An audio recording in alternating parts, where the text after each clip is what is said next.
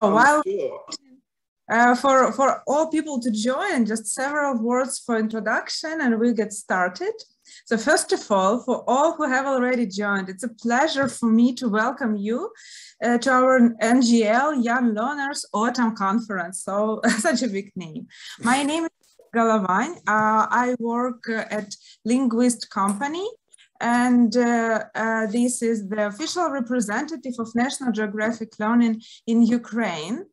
And specifically for Ukrainian teachers, we have created the site where you can find all the useful information and catalog with the books that can be bought directly in Ukraine, directly from us. We are actually happy to supply you with the best books from National Geographic Learners Learning and help you and your learners not only study English, not only teach English, but also travel the world. We are happy to also to support the teachers. We do lots of raffles, competitions, webinars, seminars, demo lessons for the teachers. So join us, join our Facebook page and visit our sites. And after this event, we are also going to have a book raffle with book for young learners, textbook for young learners. And the raffle will be for the teachers who are present for more than 40% of the conference time. Tomorrow, together with your certificates, you will get the video of this raffle. And of course, we are going to contact everyone who has won the book. And certificates are sent by Linguist Company. So please wait till tomorrow. And tomorrow you will get the email with certificate, with the date, with the topic. And if you're the lucky teacher, we'll contact you to find out details how to send you the book. So, and now I think let's get started. I'm delighted to introduce you to our first speaker, the teacher and teacher trainer with a huge experience. He's always in search of the newest information and his sessions are full of insights and practical ideas. So prepare your notepads, your pens, and let's welcome Alex Warren. Hi, thank you, Diana. That's a wonderful, wonderful introduction. I'm not sure I'm deserving of so much praise there, but thank you ever so much. And thank you again to all of you for joining me this afternoon. And actually, we've got a long kind of conference today. We've got a first session for myself, where I'll be looking at facilitating learning success in the young learner classroom. That'll be about an hour's talk. That will be followed by a very short introduction to a new title for Ukraine, which is Our World Second Edition. And then we'll have a short break. And then really the highlight of the day is we're going to be having a talk from one of our authors, Katherine Stannett. She's the author of our Look series. So please do hang around for the main event later on. But listen, we've got lots and lots to get through. So let's make a start. So, as you can see, this session is all about facilitating learning success in the young learner classroom. And there are, of course, many, many ways in which we can do that. Of course there are. But for this session, we're going to focus on one that I've become interested in more and more so in the last year or so. But before I talk about that, I want you to tell me what you do to ensure your young learners. And by young learners, for me, that's kind of 6 to 12-year-olds, those primary age students. What do you do to make them successful as language learners? What do you already do? So let me know your ideas in the chat box, which I can see many of you have already discovered. How do you ensure success in your classroom? What do you do already? And like I said, there's no one answer to this. There are multiple answers and no one is better than the other. But what do you do already?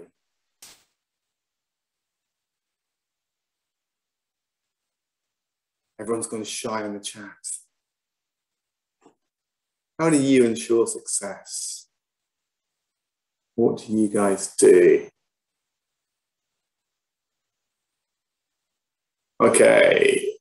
through games, videos, role play. Thank you, Marina. Painting, interesting, Valeria. Through games, Anastasia, thank you, Anastasia. Crafts, so quite sort of physical activities. Allow them to show their individuality. Thank you, Deanna. Creativity, crafts. Okay, lots of good answers. And, you know, whatever works best for your students works best for your students. But there are, of course, many things that we can do. You know, this is just a general list, and by no means is this, you know, what you have to do.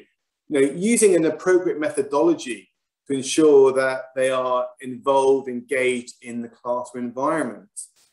Using content that is relevant to them, just like Tatiana just said, materials suited to their needs, that is motivating, that is engaging, that is interesting, that's going to appeal to their psychological makeup in terms of being curious. Ensuring that the activities are applied and designed for those psychological needs as well. Using games, using songs, we all do this. Creating that supportive, positive, fun learning environment, because students don't learn unless they feel safe, unless they feel secure, unless they feel supported. Making learning meaningful, making it relevant, making it connected to their lives. If learning is not relevant, why should I be learning English or any subject? What is the connection? Practice, practice, practice, and then more practice, practice, practice. And I could do talks on all of these topics, no problem whatsoever, but we don't have time for that today. We're only going to focus on one of these, and that's the one I've not yet revealed. And that is this idea of teaching them how to learn, making them more aware of the learning process, and by virtue, learning to learn strategies. Now, you might wonder, what do I actually mean by learning to learn?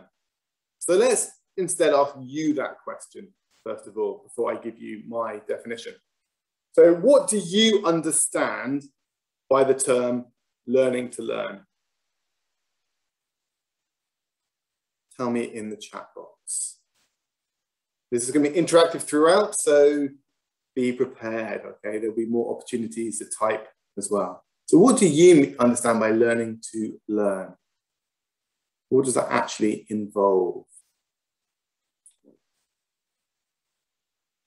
Because in reality, it's an umbrella term for a wide variety of activities designed to develop metacognitive awareness and learning strategies. And ultimately, yes, there is autonomy, independence, good. So using projects, using games, yeah, absolutely. Learn to research information. Learning how to use your knowledge and skills. Lovely, Svetlana. I think that's really important. Being aware of how you're progressing. Learning tips to learn, study skills. Perfect. You've got the right idea. But it's primarily concerned with the process of learning and aims to focus the students' attention on what they're doing and why in order to develop their awareness out of the learning process and better understand how they learn, in addition to what they actually learn. So this comes from a book by Ellis and Ibrahim, Teaching Children How to Learn, which I would thoroughly recommend. Try and look it up. That's fine, Natalia, don't worry about being late. So yeah, it's the processes of learning. It's not just what they learn, it's making them aware of how they learn as well. And that's really, really important. And really, it's kind of based on the philosophy of constructivism, originating on the works of Piaget, Bruner, but also a little bit from Vygotsky as well, who I'm sure you're all very much aware of. So in terms of the key features, yeah, it's focused on the processes of learning, how they are learning. It's about, like I said, based on the theory of constructivism, based on especially Piaget and Bruner. And certainly in the field of language learning, various methodologists apply its focus on ways of teaching learners explicitly the techniques of learning a language, and an awareness of how and when to use different strategies to help them become more independent, more self-directed. But I think that may be pushing a little bit far with younger learners. We need to sort of incorporate that into our everyday teaching, maybe not doing it explicitly. It also values diversity, because by teaching students learning skills, learning to learn, it allows them to discover strategies that work best for them, when to use different strategies. And that will depend on things like their own internal motivation, type of task we give them, social context, the role of the teacher. But I think also it underpins all learning in the curriculum and arguably in life. It links to learn autonomy massively, like a lot of you said in the chat box, which quite frankly is one of the most important aspects of the child's educational development. They need to learn to become independent. And to do that, they need to know how to learn and how best to learn, in fact. And for many children, it's something they learn from an early age, because being autonomous means doing it themselves. But what about the actual children themselves? Why is it so important to teach those skills? What does it allow them to do? Well, again, I'm going to refer to Ellis and Sinclair again. We can assume that the more informed, the more aware learners are about language and language learning, the more effective they will become at managing their own learning. In other words, it's going to lay the foundations for success down the line. Okay, it will make them more successful. And there's a lot of research that proves this. But what other advantages are there for the students themselves? What are the benefits? You know, you might question, well, why do I need to teach them learning to learn? Or how do I student or children can benefit from being more aware of how they learn? Tell me in the chat box. What are the benefits, do you think? Apart from, of course, making them more successful language learners. Okay, good. Yeah, Diana, thank you. They become lifelong learners. They have those skills. Once you've taught them, once they've got used to them, they know how to learn. Yeah, absolutely. Organizing learning process, for sure. Any other suggestions? Okay, for the sake of time, I'm just going to share the answers with you, or some suggestions at least. Again, this list is not exhaustive by any stretch. So the research suggests that actually it increases students' self-esteem. It increases their confidence. It increases their motivation because they're taking more control. They understand the process of learning. Let me know, do you want your students to be more confident, more motivated? Just put your hand up using your reaction buttons, or indeed just in the chat box. Yeah, of course we do. These are all things we want for our students.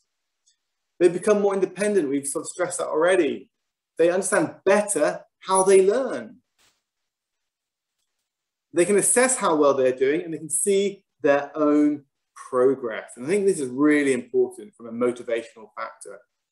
The students can see where they were at the beginning of a school year and where they are at the end of the school year, and at various points in between. That can be massively motivating. And as a result, they can become more resourceful, more organized in their learning. And it allows them to talk about learning and help you to tell your parents about how you've learned, what you've learned as well. So making those connections between home and school even more apparent. And then ultimately, yeah, they become a better language learner. And that, for me, is the kind of the ultimate goal. Like Deanna said, it's helping them to become lifelong learners.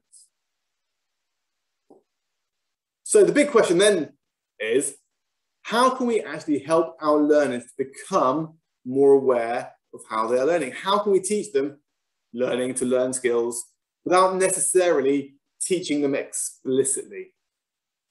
Because it's not a straightforward process. It requires careful planning, careful scaffolding, but maybe most importantly, multiple opportunities for learners to use, to train, to develop these strategies, these skills. And our job as teachers is to provide the context, the situation within the classroom to allow them to do this, to help them to acquire the age, but also the stage appropriate skills they need to learn outside of the classroom. So I'm going to refer to a document from Oxford University Press, also Cambridge University Press rather, about learning to learn life competencies framework. And they split it up into 3 different sections. The first section is all about developing specific skills and strategies for learning. These are kind of the most obvious ones. So this includes important techniques such as note-taking, storing, retrieving information, memorizing activities or strategies, etc. The second area is the ability to take control of their own learning. That doesn't mean that we're dispensing with the teacher, but it allows them to be more in control. It implies developing self-regulatory strategies. It suggests becoming more autonomous. It suggests making or maintaining motivation and staying focused on task. And to do this, they need to be very clear about their learning goals. So taking control of own learning is very closely linked to goals and outcomes. And then the final area is this idea of reflecting on and evaluating their own learning, which essentially involves them in reflecting on their own learning in order to assess what worked for them and what didn't work for them in terms of the strategies used. And then they can take this information to inform decisions going forwards on whether or not they're going to keep using that strategy or not. And in addition, learners who keep track of and evaluate their own progress in learning are more able to continuously improve, therefore helping them succeed in reaching their own goals. So what we're going to do next, we're going to look at some ideas for each of these 3 different areas, okay? But before we do that, there's one thing I want to mention, which underpins all of these aspects. And that is the idea of routines. Now, I'm sure all of us have our routines that we use in the Young Learner classroom. Tell me in the chat box, do you use classroom routines in your classrooms? It's a very quick yes or no, or sometimes. But why? Is a more important question. I'm going to assume that you all use some kind of routines. There we go. But why? What is it about routines that facilitate your classroom? What is it they add to your classroom? Because I'll tell you right now, they are absolutely essential in developing learning to learn skills. But why? Exactly, I'm going to guess Ivana. It adds to the lesson structure. Students know what to expect. They can almost predict what you're going to do, and they're able to do it off their own back. Exactly, Maria. It helps them understand the stages of lesson and evaluate their progress. It creates a safe environment. Yes, Elena, for sure. Because once students are comfortable with the routine, they're able to engage in activities without repeated instructions or explanations, thus developing learner autonomy. But in addition, they can help save class time in class. They enable students to develop a sense of timing, predict what's going to happen next. They facilitate classroom management. They allow students to feel more secure, more confident. The list goes on and on. But really, we're focused on that learning to learn awareness and strategies. Exactly, Larissa. They feel comfortable in what to do next.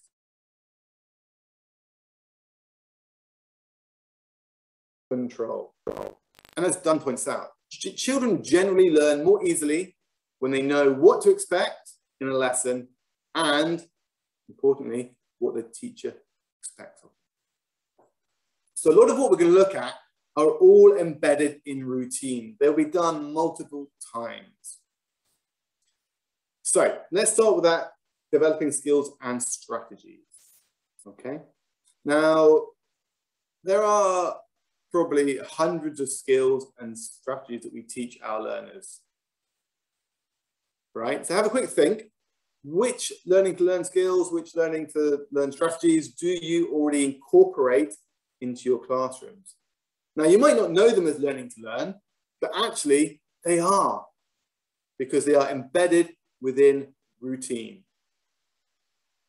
So share your thoughts, your ideas in the chat box, please.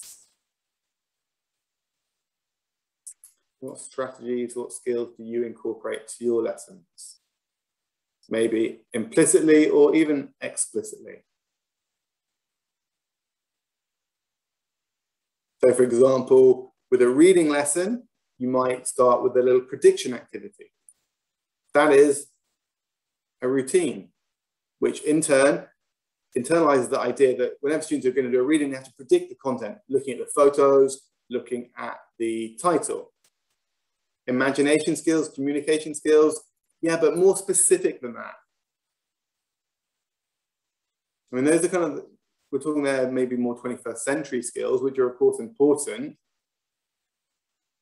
And they may be incorporated into learning to learn a little bit. Yeah, skimming and scanning, that is a routine. It is a learning to learn skill, right? They need to learn how to skim, how to scan. Absolutely, thank you, Elena, I think.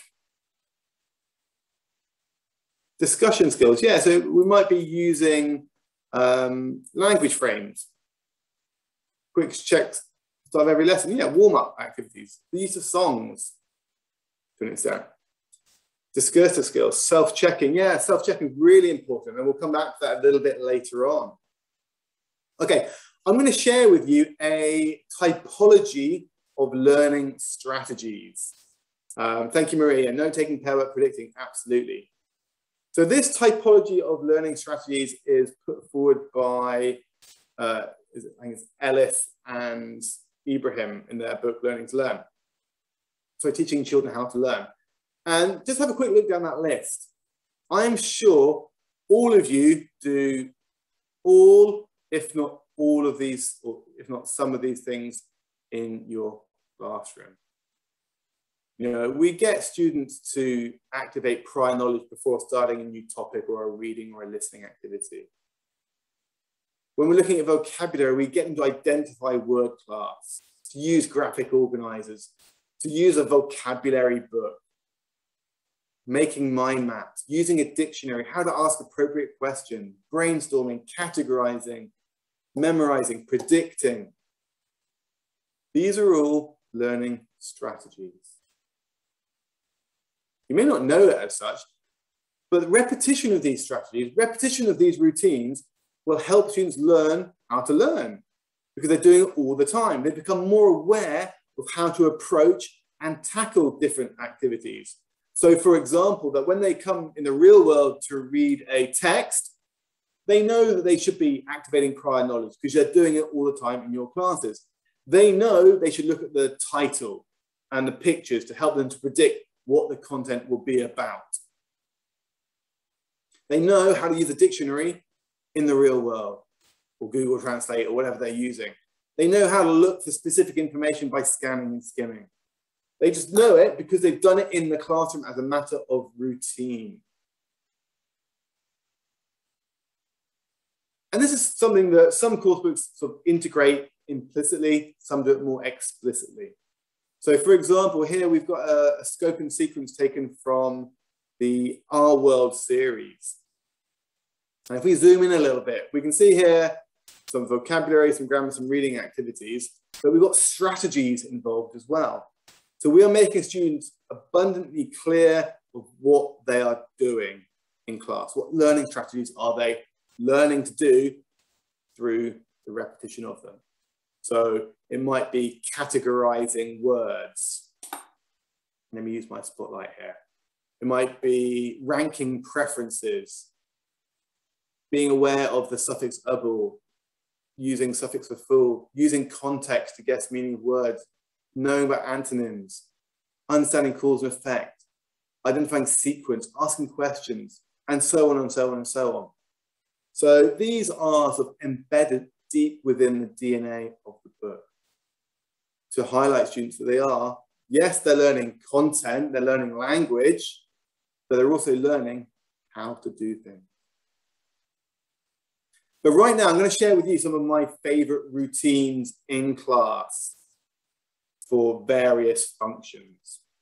And certainly, you know, when we're talking about National Geographic content, the first thing we think of really is the photography. And I think we need to teach students to know how to understand, how to read a picture. In other words, we're developing their visual literacy skills. So one of my favorite tasks to do as a routine is called I see, I think, I wonder. This can be done at the start of a new unit. It can be done alongside a reading activity. It really just depends on how you want to use it. And it just teaches them to look at something, not just on the top level that I can see, but also on a deeper level, I think, I wonder, developing critical thinking skills. So the idea being that when they leave the classroom and they see weird and wonderful images, they're automatically thinking, well, I can see this, I think this, I wonder this. So let's give this a go. Have a look at this photograph and tell me what you can see in the photograph. Starting at the top level, what can you see? For example, I can see a person. I can see someone dancing. I can see a mask. I can see a hand. I can see lights. I can see some eyes. I can see a tongue. I can see a festival. Thank you, Svetlana. I can see a carnival.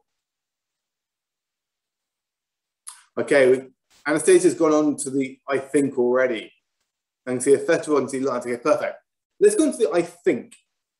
What do you think about the photograph? What do you think? Yeah, thank you, Raisha. Yeah, it's very thought-provoking. It gets students engaged, it gets them focused. But really, there's deeper learning going on there. Because every time you do this, the more you do it, the more familiar they are with it, and they can just do it without even asking. You ask them to do it. They know exactly what to do. And they'll take that to their other learning as well. I think it's about celebration. I think it's traditional this. I think it's either Chinese or Mexican festival. I think it's exciting. Thank you, Marina. Thank you, Maria. Okay, what do I wonder? What do you wonder about this weird and wonderful picture? I wonder if she's enjoying the day. I wonder where it's happening. Thank you, Maria and Tatiana.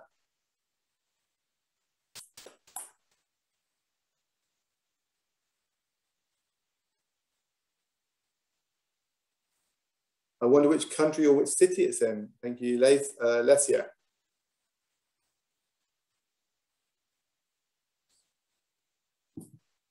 And essentially what we're doing here is we're creating questions. So in other words, we're getting students to question the photograph and develop a questioning mind, because that's what we want them to do. Learning to learn is about asking questions. So we're developing that awareness, that ability to wonder, and from that wondering comes a question. I wonder if it takes a lot of time to make a costume. I wonder what festival it is. Or what festival do you think it is? We can try answering these questions. It creates discussion within the classroom. I wonder if I'll get to see such a festival someday. It would be amazing. I wonder what season it is. So great, lots of stuff coming through. Wonderful. It was a great little routine, little learning to learn activity. And like I said, you can do this with reading activities as well. You know, so here we've got an article, the farms of the future are here. We look at this photograph and think, well, what is going on? It's a very peculiar looking image. And we can use the title, we can use the photo to help us to gain an understanding of what that text might be about, even before we started reading it. You know, farms, students will know that word. Looking at the picture, it's a funny looking farm. You know, the farmer is wearing a suit that you might find in a laboratory. There's lots of light, it's all indoors. The mind is wearing. Exactly, Raisha. Follow-up students can find answers to the I wonder question. So that, therefore, teaches research skills, right? But one of my favorite routines, and it's such a simple routine that I know many of you will do already, is just using a KWL chart before a reading. What do I know about farms of the future? Maybe I know nothing, that's okay, but I might know something. What do I want to know about farms of the future? And then at the end, what did I learn? And this is such a great routine in terms of learning to learn, because it gives students their own reason, their own purpose for reading. It's not about the comprehension questions in the book, it's about creating your own purpose. Because that's what we do whenever we read something. Our mind is thinking, well, what do I want answered by this article in the newspaper, the magazine, whatever it might be? It's that process. So what I know, what I want to know, what I learned. It teaches students that learning to learn process when it comes to reading. And just coming back to the image there, it kind of links that idea of visual literacy as well. So, you know, what am I looking at? Where is it? Who's in it? What is happening? How does the image make me feel? What does the image mean to me? What is the story behind the image? Really simple routine there. And you can use that as an alternative to the I see, I think, I wonder. Yeah, definitely looking at what Raisha and Anastasia are saying in the chat box there, the KWL is a good step to reflection as well. Absolutely. Well, what did I learn? Well, I learned this. I didn't learn this, but I can find out more about that by looking here.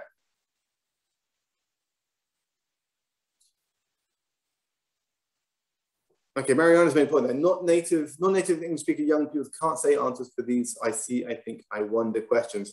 Okay, we can agree to disagree here. I think it will very much depend on your students, but it can be done at a lower level with young students because I can see they're going to have basic vocabulary. I can see red, I can see people, I can see green. You can break it down to whatever level you want. I think, well, they're going to think something. And it might be that actually, if they can't speak it in English, they can still do it in their own language, in Ukrainian and in Russian. It's still getting them to think. These skills are all transferable. These are not just in the English language classroom. You know, especially when it comes to reading, they are transferable. Okay, another nice pre-reading routine that I like students to do is to do with the vocabulary, getting them to take responsibility of how they learn. So instead of just a teacher picking out these words and telling the students what they mean, it's better to involve the learners in that process. So we get them to put into different boxes for them. So on their own, they put words into words I know, words I think I know, words I don't know. So for example, maybe I put the word shelves in words I don't know, and the word throw away in words I know, and the word waste in words I think I know. I then partner up with somebody, and I put waste in, I put shelves in I don't know. But my partner, the person I'm working with, or the group of students I'm working with, one of them knows what shelves mean and they can peer teach it to me.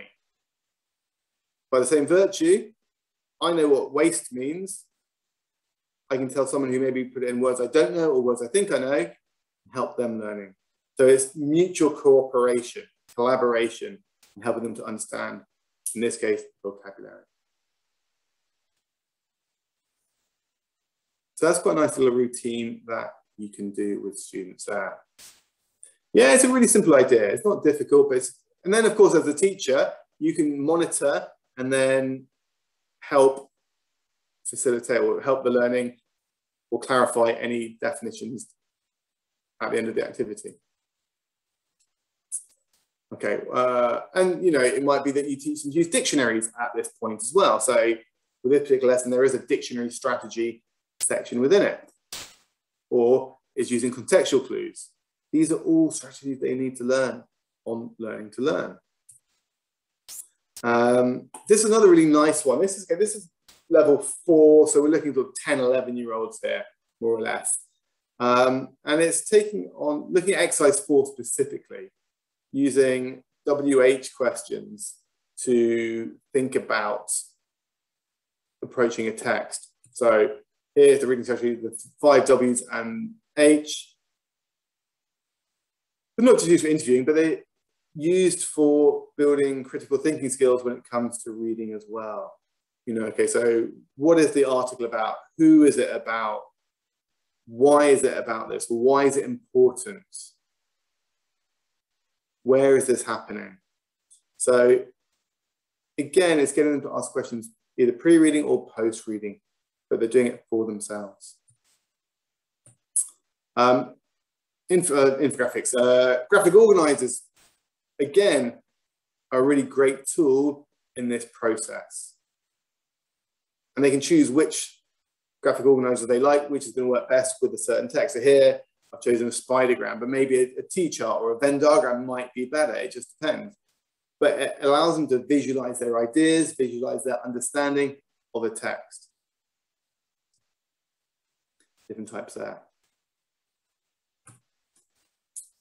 Another nice kind of post-reading routine, which again just makes connections for them.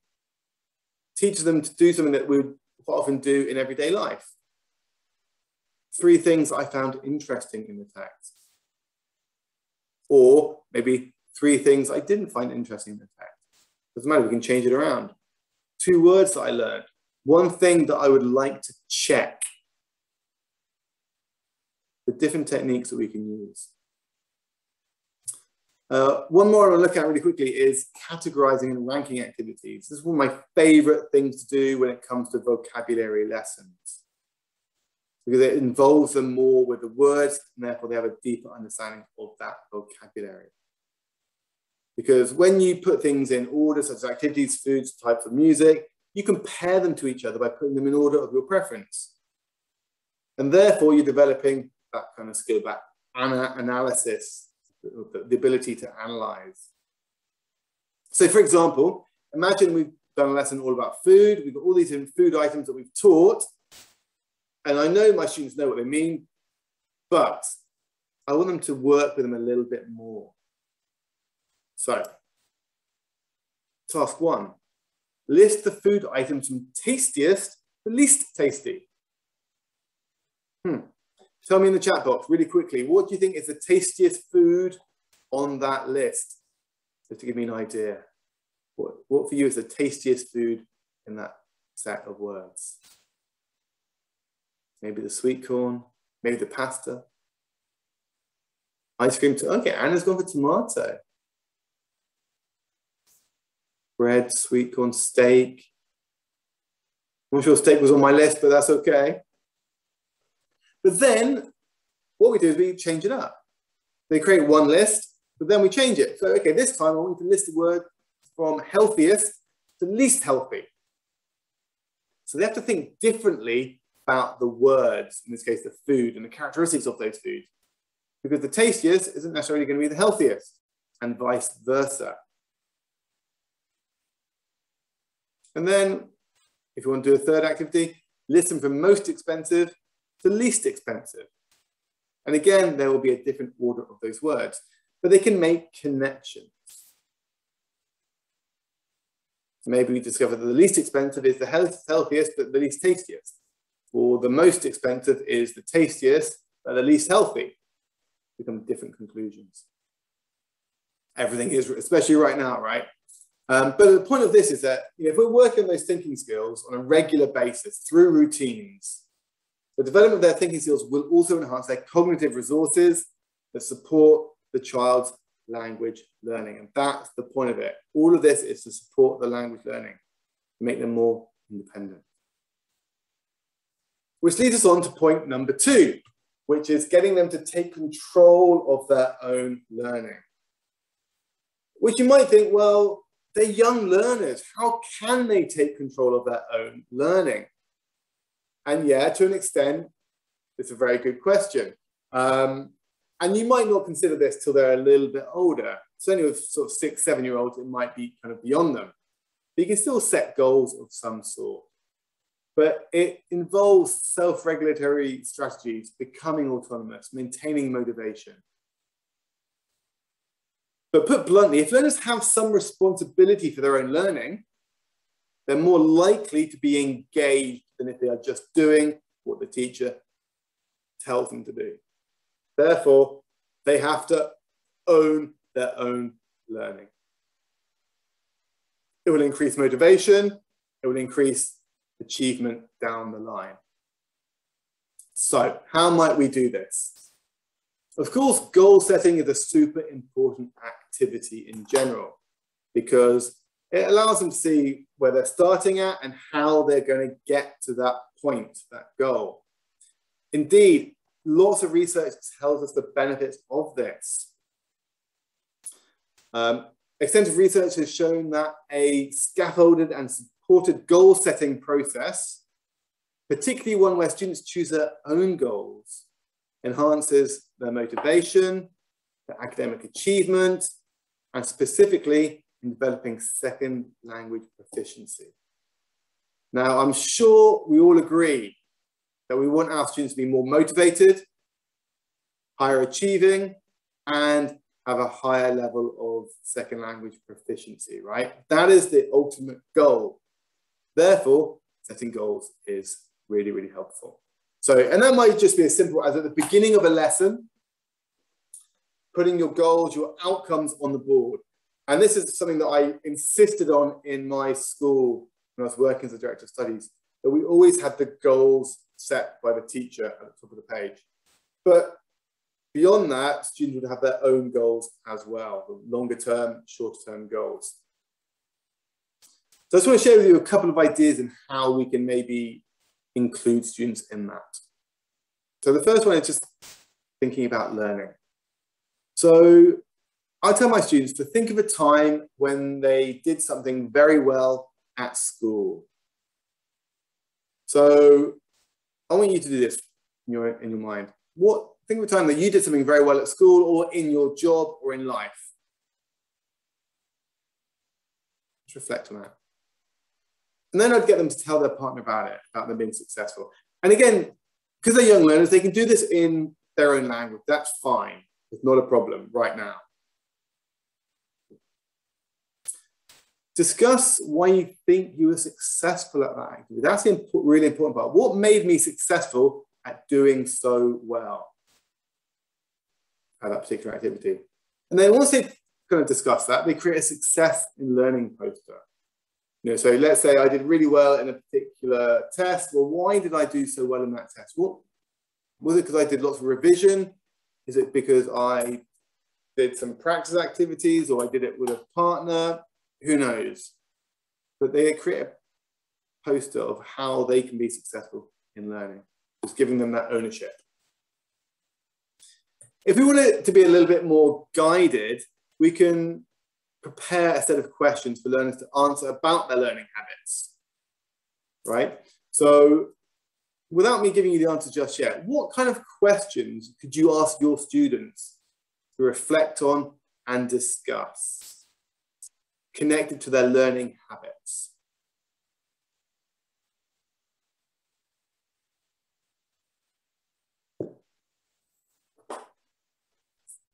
What could you get them to think about? And certainly you wouldn't ask students to brainstorm the questions, you'd give them to the students in the first instance. But I want you to have a think about what questions you could ask.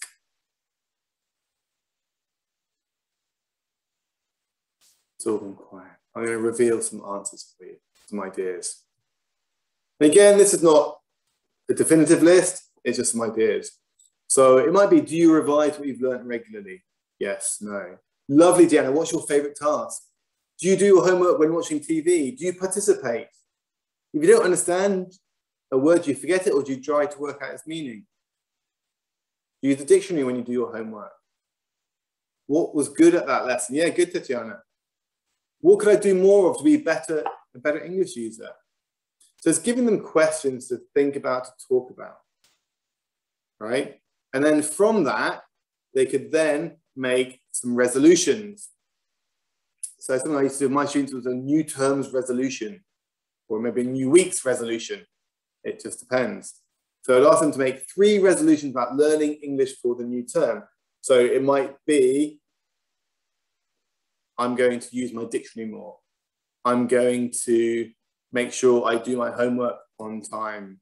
I'm going to play an English language game on the internet, whatever it might be, okay? But it's taking control. So based on that idea, what resolutions could you make about becoming a better teacher? Don't be shy. What resolution could you make about becoming a better teacher? What could you do more of? What could you do better, do you think?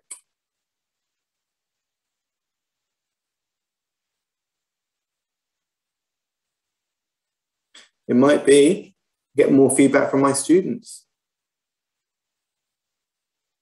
which is what, who said that there? That was, can't see who that was. Raisha.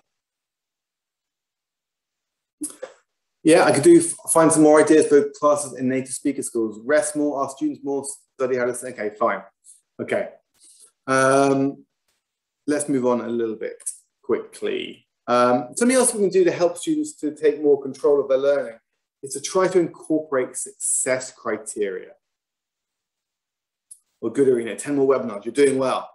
What are success criteria? They are a list of features that a teacher wants learners to include in their work during the lesson in the end task.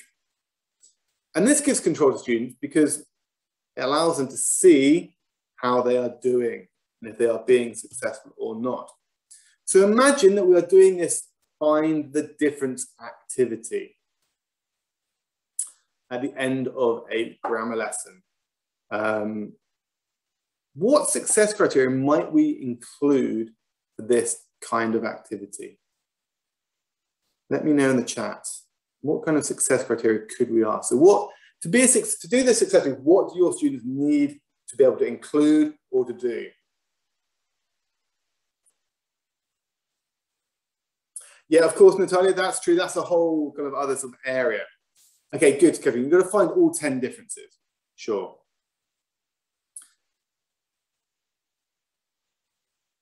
Okay, thank you, Maria, for your resolutions there. Okay, I'm going to help you this one. For this particular one, it might be to ensure they ask questions using the present continuous form using contractions. You might be using present continuous to describe the picture, using prepositions of place, using colours and clothing vocabulary to describe what the people are wearing, where they're stood. Find all the differences. Yeah, exactly. If you say all the sentences correctly, you get a mark. Exactly.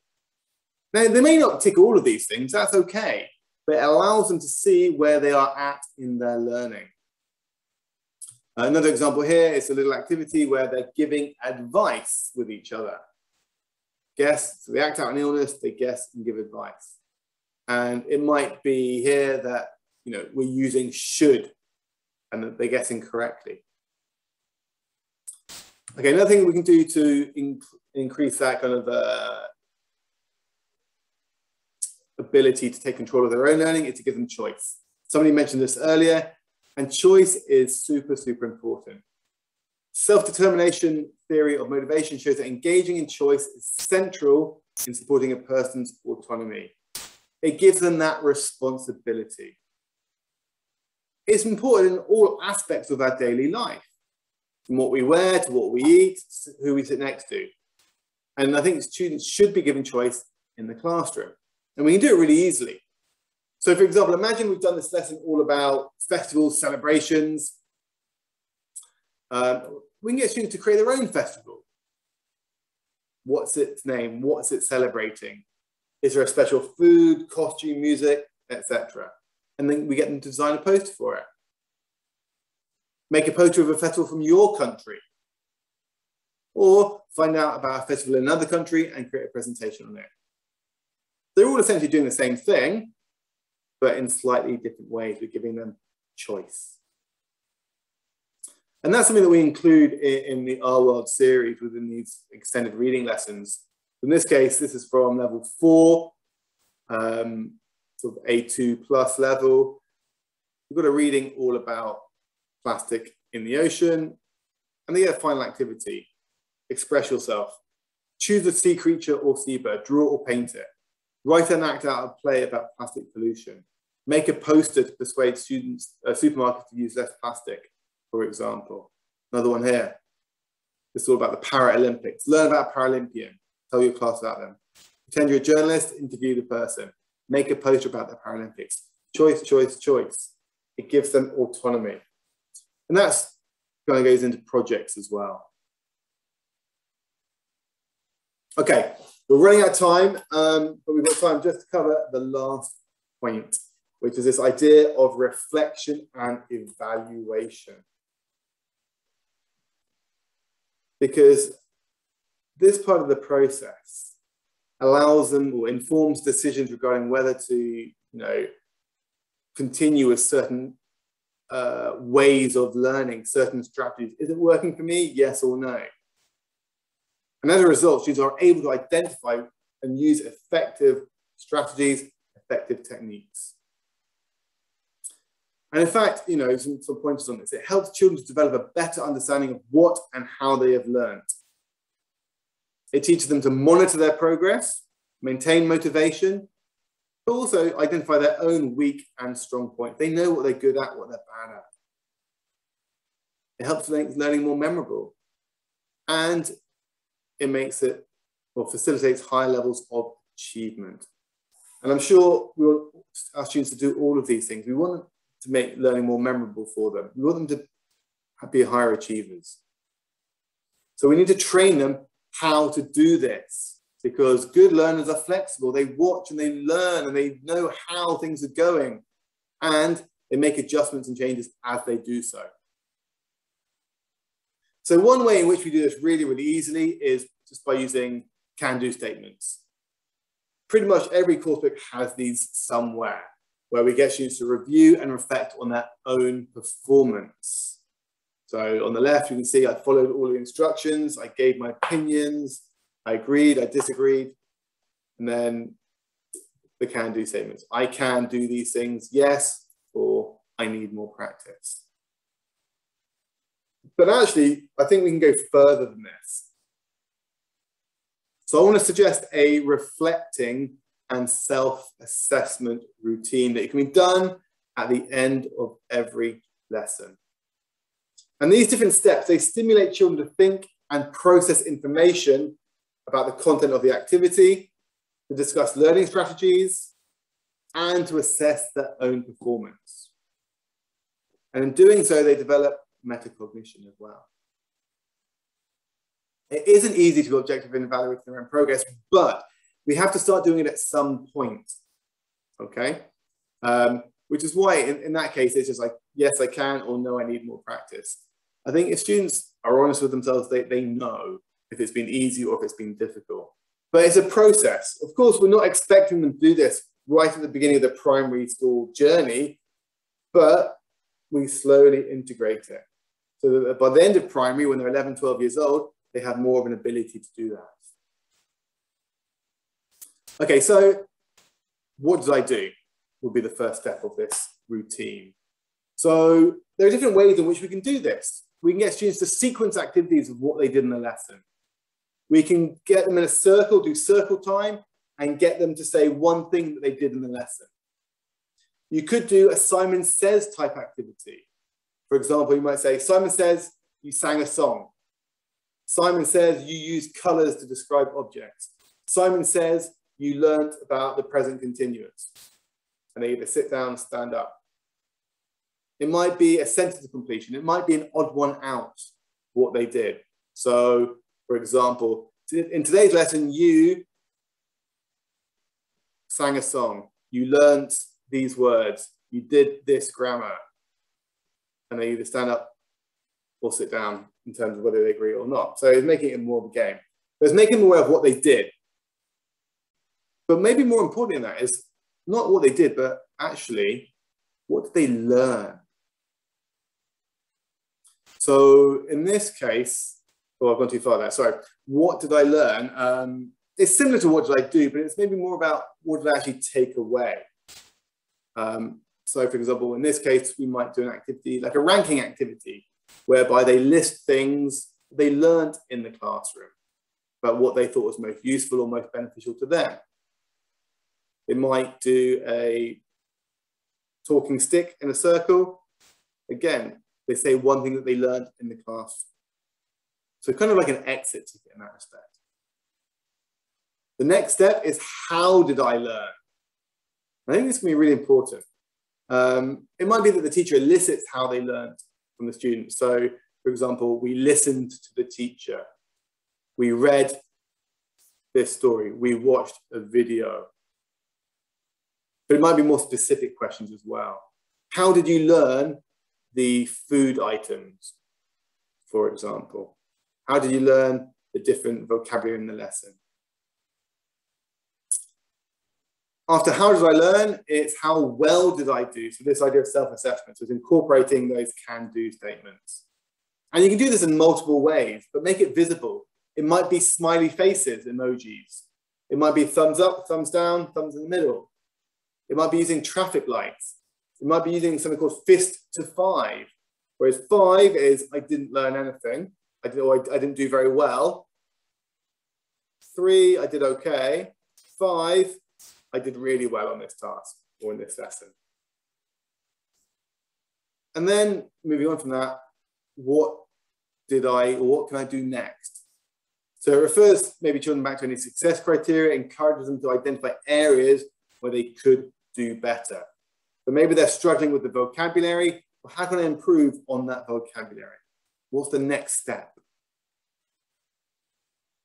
And then we could add a 6th step as well if we wanted to, sharing, which links schoolwork to home involvement. Am I going to share what am I going to share with my parents when I get home? What am I going to tell them about what I did? And actually, there's a huge amount of research that tells us the importance of making such connections, and the impact that it can have on learning is incredibly positive. It makes that learning process more dynamic, more meaningful, and it takes learning outside of the classroom.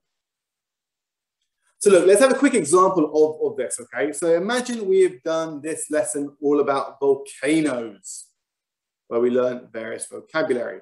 So we start with, what did I do? So you can see here, I've got a list of activities that we did in the class. So we did a quiz on volcanoes, we played a vocabulary game of flashcards, we listened to our classmates, we talked about a photo of a volcano, and so on. But we put it in order. So it's kind of refreshing with what I actually did in the class. What did you learn? In this case, I've decided to do a rank order activity and what I thought was most useful to me. So I learned nouns and verbs related to volcanoes. I practiced my reading skills. I revised question forms in English. I learned how to talk about volcanoes in English. So a rank order activity here. How did I learn? So within the lesson, I learned about volcanoes in different ways. Which was the most useful to you? Was it through the diagram with the photo, through the text and listening, through a vocabulary game, by drawing my own volcano and labeling it? There's no right answer, there's no wrong answer. Students respond it how they like. How well did I do? We can use the can-do statements or put it on a client. I'm confident about talking about volcanoes, or I'm not confident talking about volcanoes. Another example of that is just doing little volcanoes like this. I worked hard and I can talk about how volcanoes are formed and what happens when they erupt, different levels of that. What do I do next? So how can I improve my learning? How can I consolidate my learning? I can record my vocabulary in my notebook and revise. I can practice talking about volcanoes. I can play the word game on our World app or on Quizlet or something.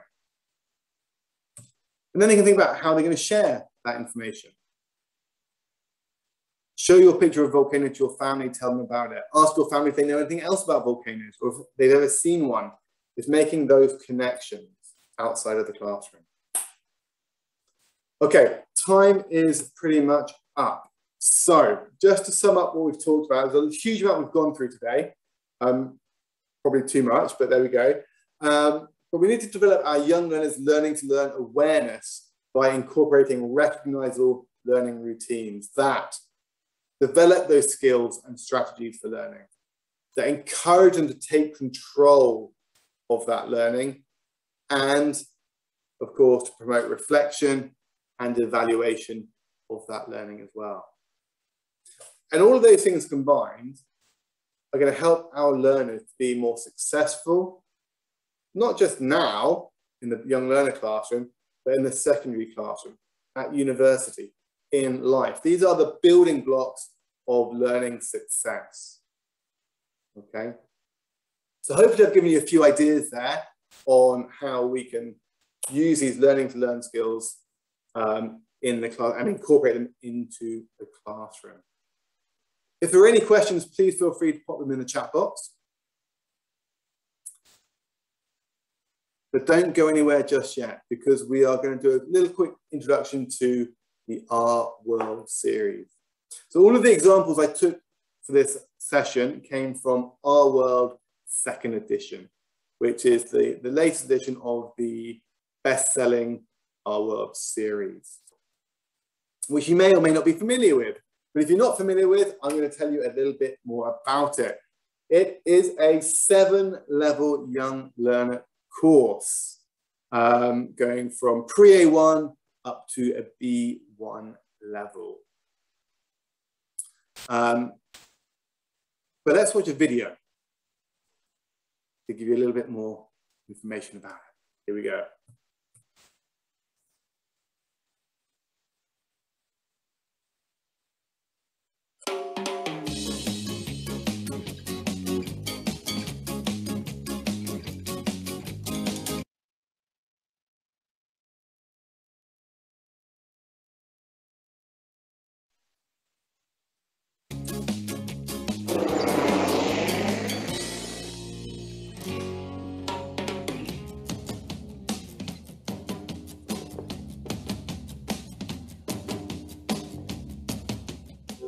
The real cool thing is, of course, that when you touch a fossil, that's actually part of an animal that lived millions of years ago.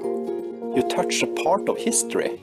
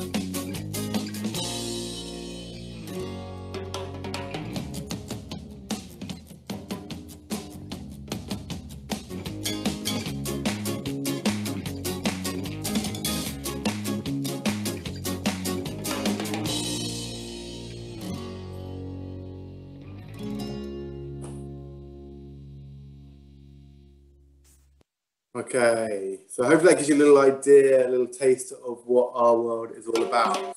I'm just going to give you some more sort of information though. Some of the key features are, of course, that it's all about the real world content. They're reading about it, they're learning about it, and using that content for grammar, for vocabulary. And really it's about taking those children on a trip around the world.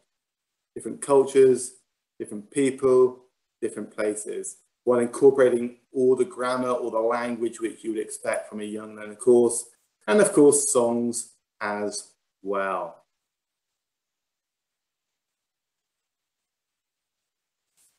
Projects, missions, values, it's all in there, especially as well as extended reading tasks too.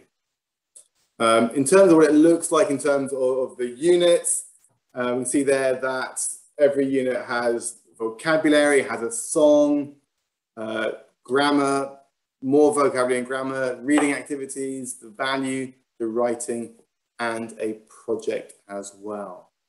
I should also say, in terms of the video component, there's, I think, something like 36 hours of video content across the whole series, with sort of 30 minutes per unit of video content to help you teach along the way. Plus flashcards, plus all of the online components as well. And actually a really important thing to point out is the online component, because in this day and age, we never know when schools are going to get shut down again. So a really important part of online learning of any course is the online components. So we have the online learning platform for our world, where students get additional practice, additional games. We have the learner management system for teachers so they can see how students are progressing, how they're doing. We have the classroom presentation tool, which is a fully digitalized version of the course book with all of the audio, all of the video, all of the games, all at the touch of a button.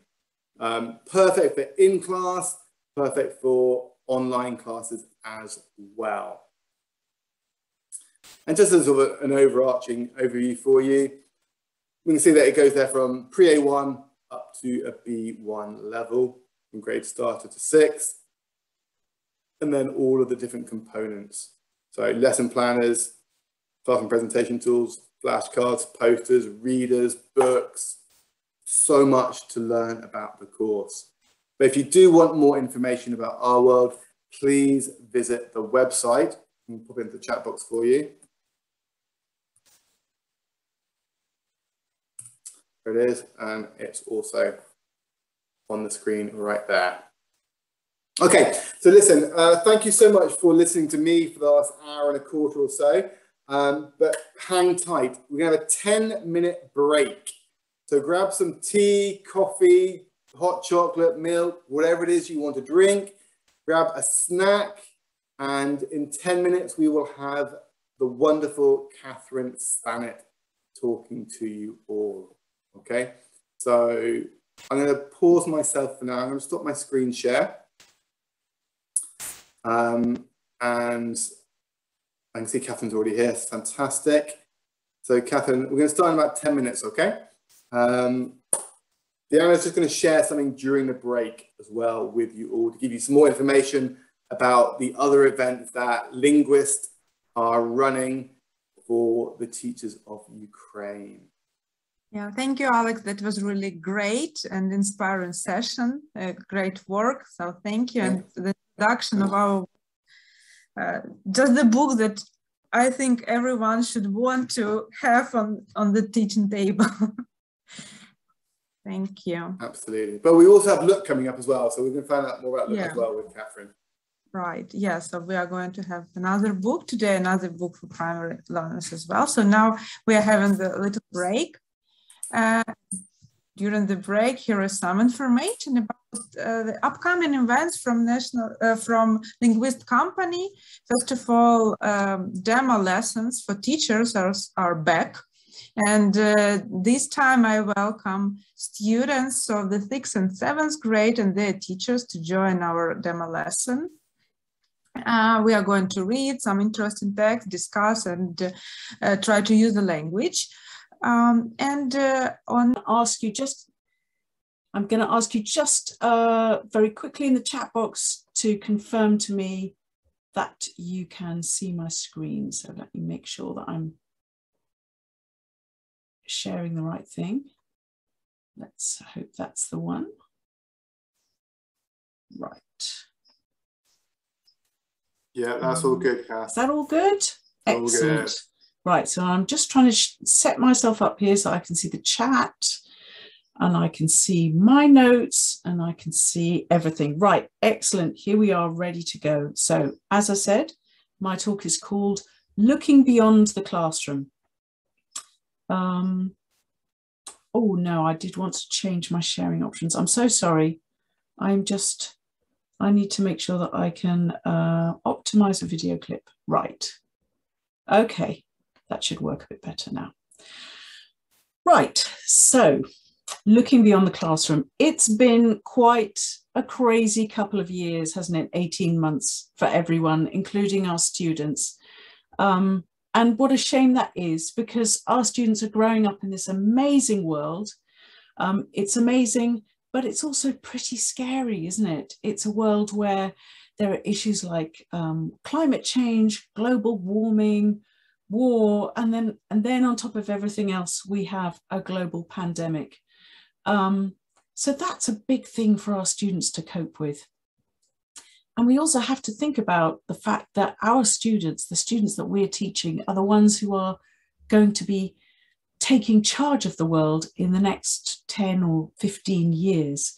So we are caretakers of our planet and our world, and we have to prepare our students to take on that role. Now, I know all that seems fairly enormous, because we're not, we're not politicians, are we? We're not celebrities. We're not the people up on the stage giving the TED Talks. We're not the influencers. We're just teachers. But in fact, we should never say we're just teachers, because we have so much responsibility as teachers that we can interact with children and guide them and help to inspire them. And one of the fantastic things about being a language teacher is that we can bring so many different topics into our classroom. So we're not like, a history teacher has to teach history, a maths teacher has to teach maths. But as an English teacher, you can teach anything. You can bring it into the classroom, and as long as you're using English to communicate, that's fine. It's still educational. So we can teach about how our students can learn to be global citizens. So teaching English is about looking beyond the classroom and showing our students what an amazing world they live in and why they should be inspired and motivated to learn how they can be its guardians. And it's about celebrating our differences, but also discovering our shared values. So let's imagine that our classroom is more than just a classroom. It's almost like a magical traveling machine that we can get into with our students and take them and us all around the world. It can take us back into the past. It can take us into the future. It can even take us up into space. So let's discover this amazing world together. What are we going to see? So here's the first thing that we can see. Now I'd like you in the chat box just to guess. Can you tell me where you think this is? Where do you think this woman might be? Do you want to make a guess about which country she's in?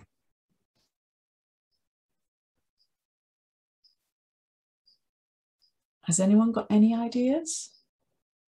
India, South Asia, Pakistan, Africa or India?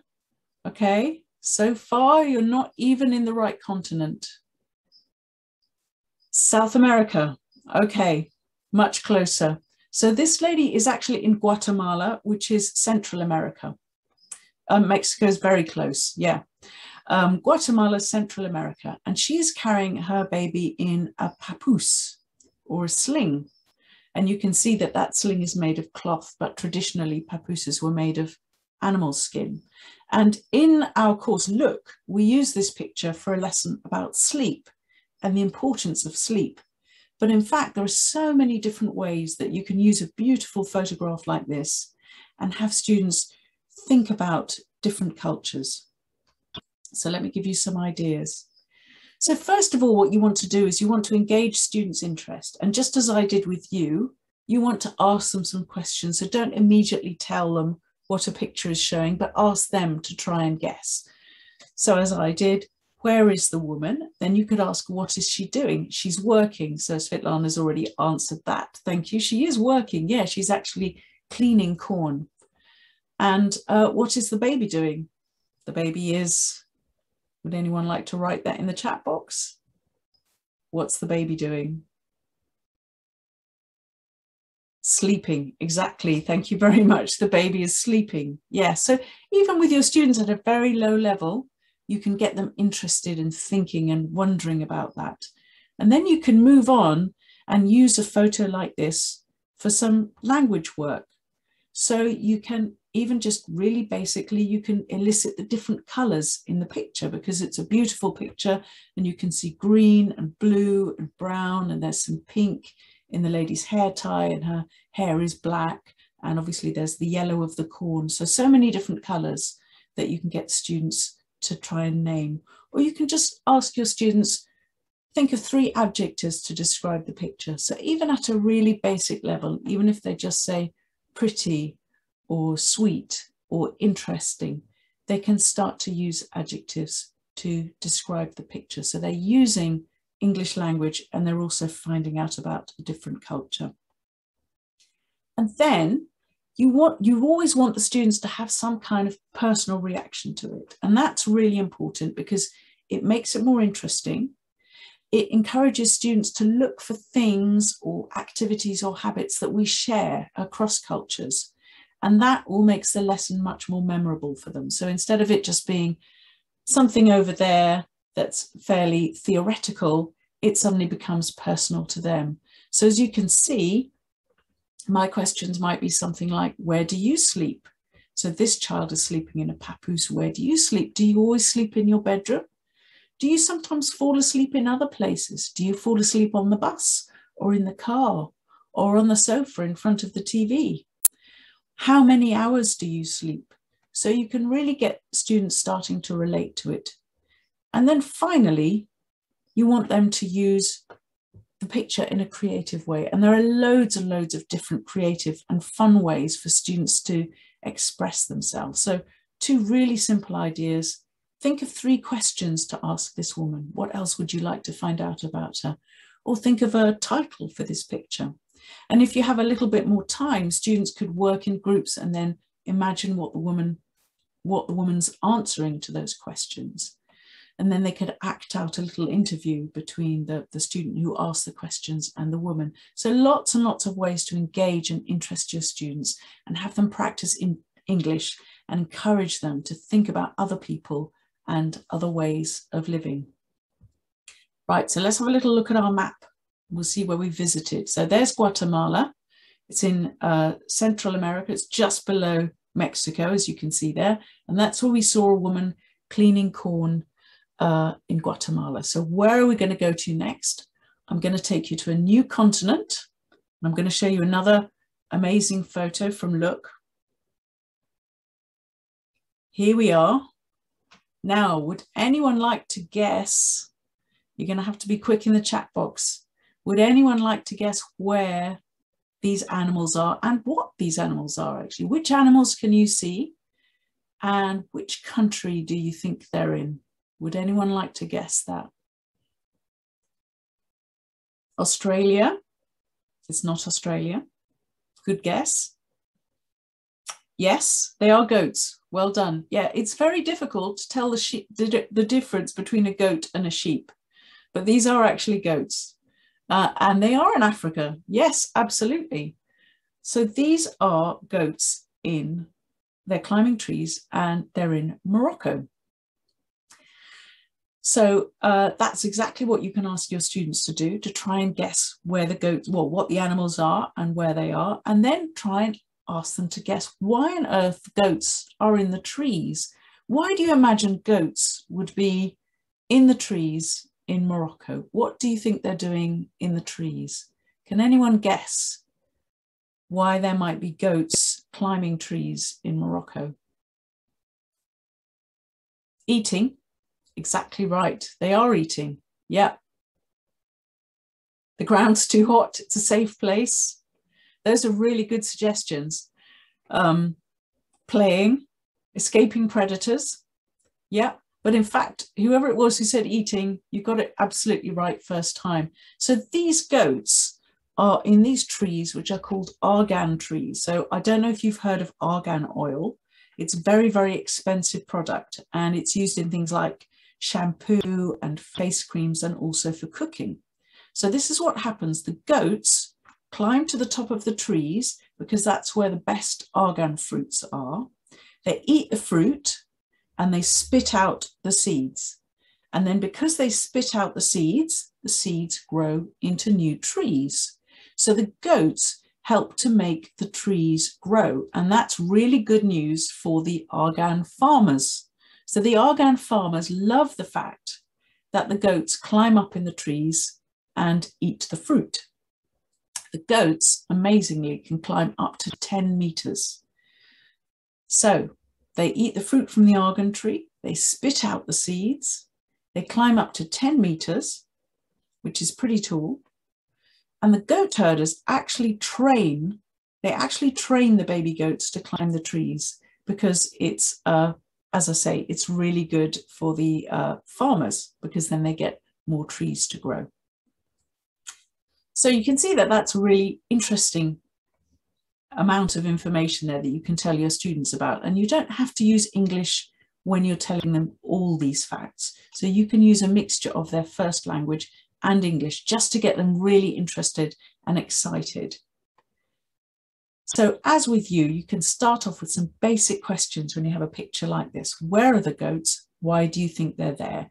And just as I did with you, your students will then come up with some interesting ideas.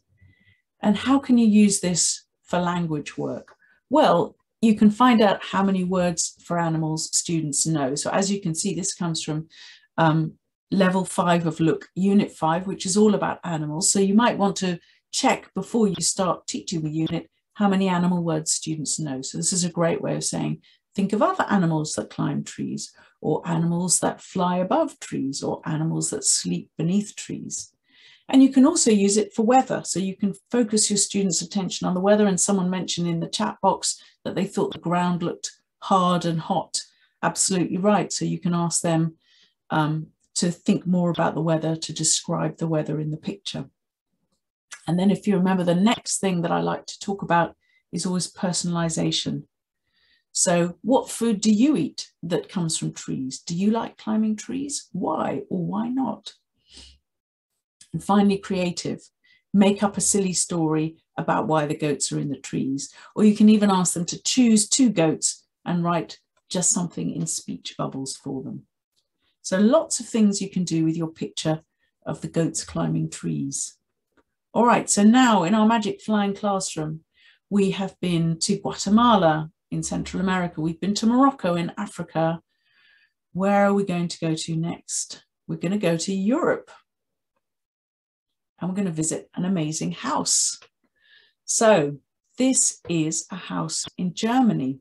Do you think people live in this house? What do you think? Do you think it's a residential house? Do you think people live here? Or do you think it's something else? Olga, you don't think it's residential, but Maria and Svetlana, you think it is. Okay, so this is it's called the Ritzy House, and it's in Brunswick, Germany. And James Ritzy was an American artist. And it was an office building, and now it's part of a fashion company. So it's not actually a house that people live in. And at first, the people living nearby didn't like all the bright colors, but now they see that it's a benefit to the economy because of all the tourists that come. So of course, if you have this, now this isn't actually a picture from Look, this is just a picture I wanted to show you how you can use pictures that you can find generally out and about, not just the pictures in the book. So again, these are the kind of things that you can use pictures like this for in the classroom. First of all, you get your students to observe. So what can you see? Where is it? And do you think people live here? Now, you can use this obviously for colors. It's also actually great for body parts because you can see lots of different body parts there. You can see hands and eyes and a mouth and nose and teeth and lips. So lots of different body parts. So you could get your students to work on that, or you can ask them to think of words for buildings and houses. And then personalization. What do you think? Would you like to live here? What do you think? Do you want to put it in the chat box? Is this the kind of place you would like to live in? No. That was very quick from Svetlana. No, you wouldn't like to live there. Yeah, I'm not sure I would, but obviously some people would. And you can ask people what color their house. Oh yes, that's a really good idea. Someone suggested that you can practice shapes. It's great for practicing shapes as well. Great idea. Okay, and then you can go on to creative. So you can ask students to draw and describe their own house or their dream house, or you can ask them to imagine that they do live there and then explain why they chose that house. So all sorts of creative fun things you could do. You could make a whole project out of that. You could ask them to look for pictures of other crazy houses. So lots of ideas. All right, let's move on to, where have we been to now? So let's look at our map. We've been to Guatemala, we've been to Morocco, and we've been to Germany. So where are we going to go to next? We're going to go to another continent, and we're going to see some very, very interesting characters. Let's have a look. Right. Now, have a look at this picture.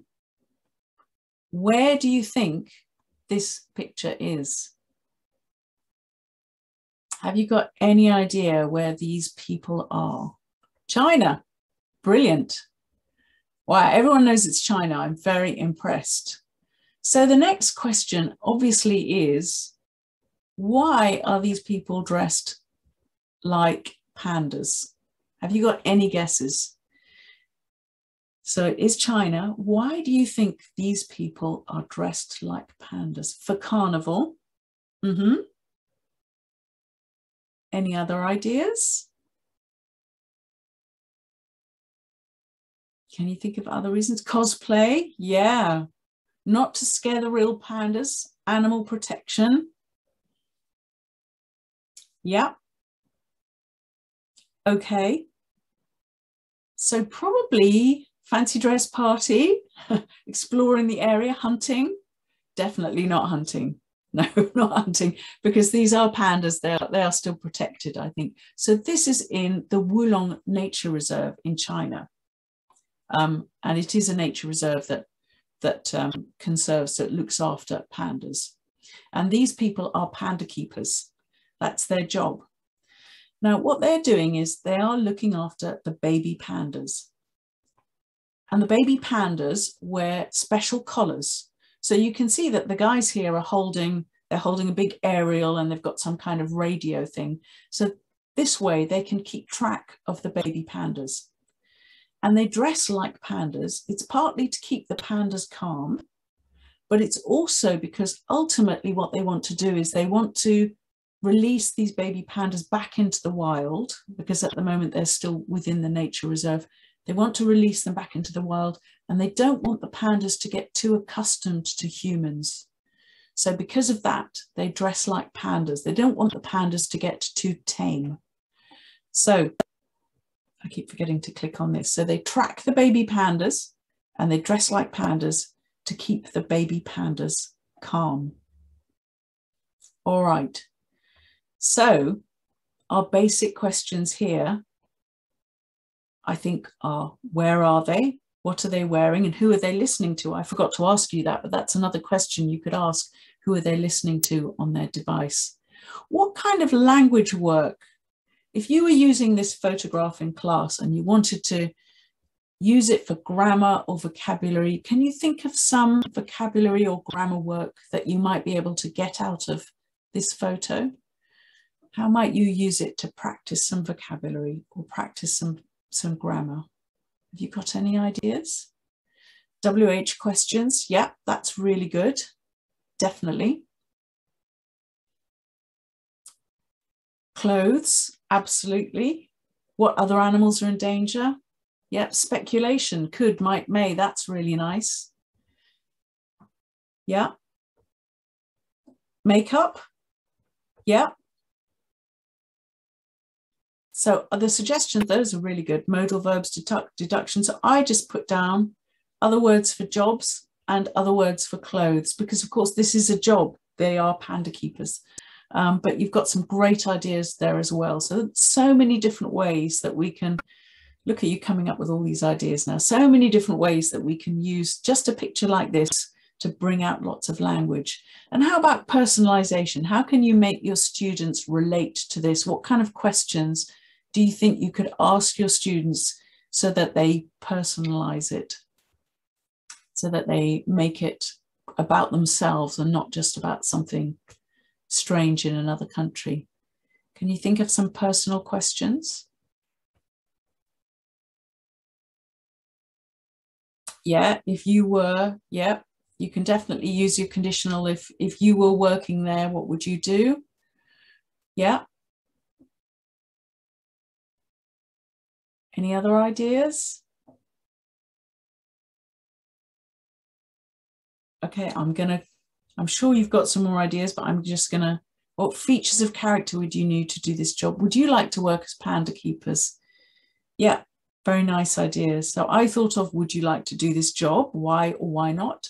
And also, what's your dream job? Can you think of any other crazy jobs, or can you think of any other jobs where people have to wear special clothes? So making it back personal to the students, getting them to think about their own response to it. And then some creative ideas. So for example, you can ask the students to act out a conversation between the two speakers. So they could say, I can't find the baby panda. We've lost the baby panda. Where is it? Or something like that. And they can make up a conversation between them. Or you could write 3 questions that you want to ask about their job. And then you could even, if for slightly more advanced students, for slightly older students, if they write questions, you can then set them the task of doing a bit of internet research and coming back to class the next week and telling the rest of the class what they found out, if they found out any of the answers to their questions.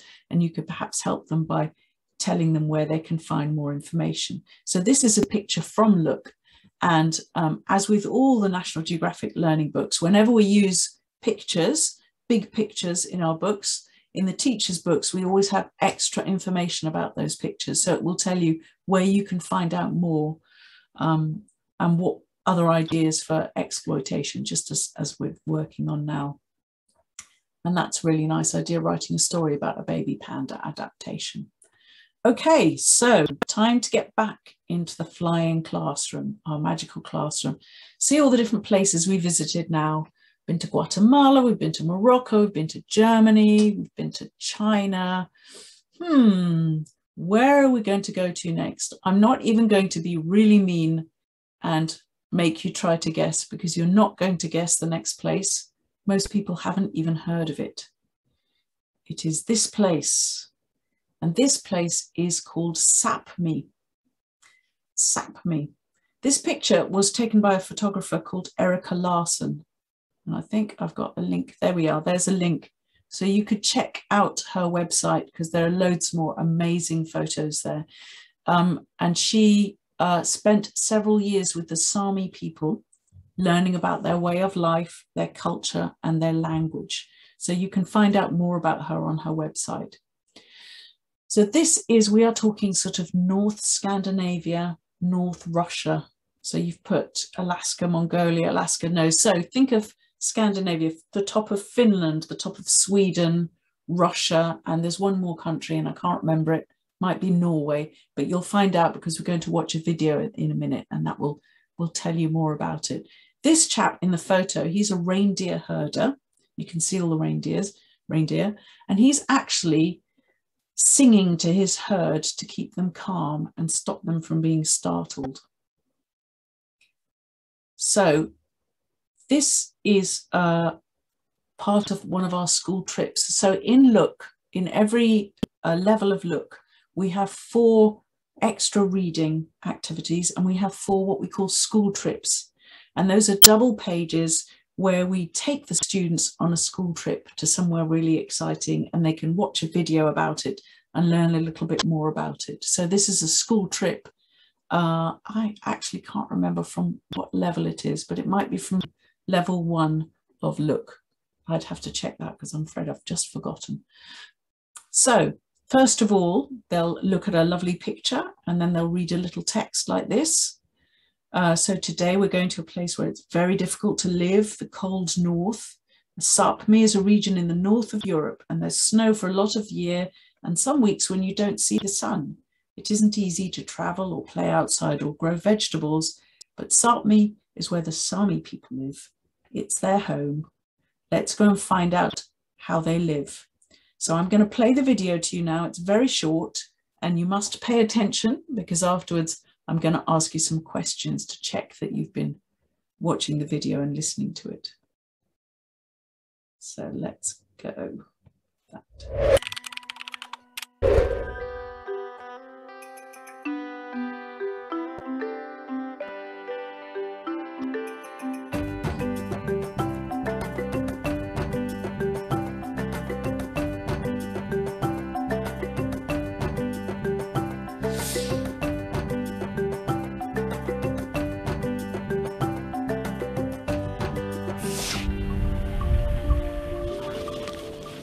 We're way up north in reindeer country with the people of Sami.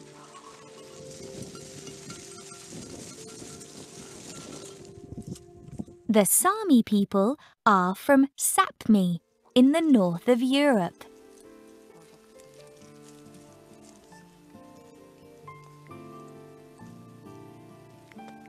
You can't see Sápmi on the map.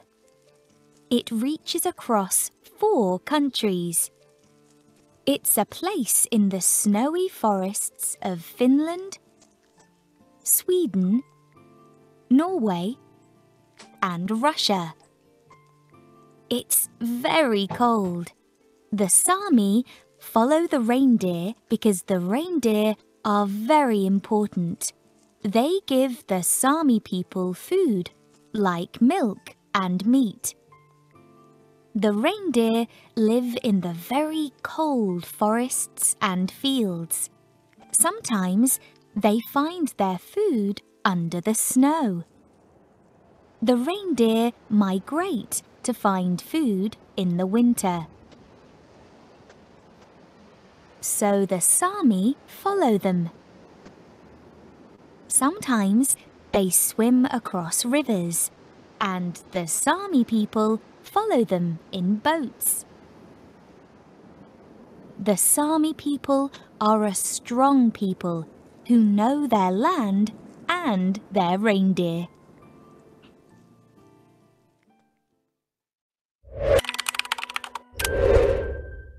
Okay, so that was our little video about the Sami people, and now I'm going to do a quick check to see how much you can remember about the video. So here are some questions for you, and this is what your students will be doing if they're doing this school trip with Look. So you have to circle the correct answer. The reindeer are important to the Sami for travel or food?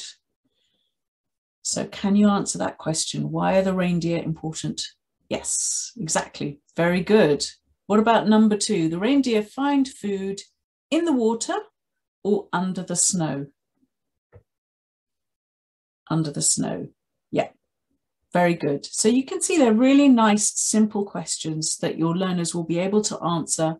They'll really learn something as well.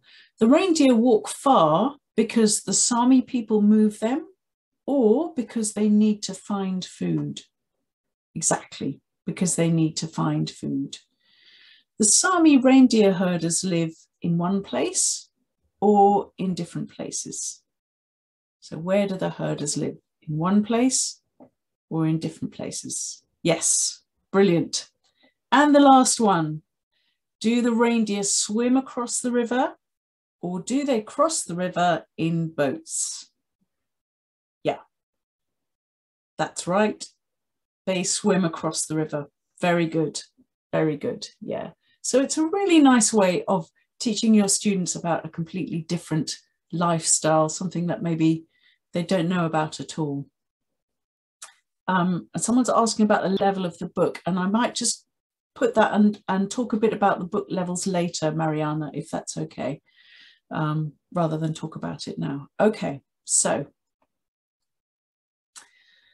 having taken the students on this amazing trip to Sapmi, where they've learned about an entirely different way of life, we want to bring it back to their own world, and we want to give them some kind of creative task. So then we go on and give them a project to do. So draw a map of an imaginary place, what animals live there, and then you present your map to the class. So that's just one thing they can do, and it's a great way to revise places like a forest or a beach or a mountain, and it's a nice way for students to personalize and explain why they would like to live in one place or which animals are their favorites. There are lots of other ways that you can exploit videos as well. So one thing that I often like to do with students is to play the video again, but turn the sound off and get students in groups to make up their own voiceover for the video, and see how much they can remember, or see if they want to add any extra things. Or you can play the video again and get them to vote on their favorite picture from the video. Or you can ask them to think of 2 reasons why they'd like to live in Sapmi and 2 reasons why they wouldn't like to live there. So there are lots and lots of different ideas and different ways that you can use this to personalize it and to get students really relating to something like this. Okay, so we have now been to Guatemala, Morocco, Germany, China, and Sapmi. So, having been somewhere very cold, I think it's time to warm up a bit. So I think our magical flying classroom is now going to go somewhere really nice and hot. Where do you think we might go next in our magical classroom? What hot place might we visit?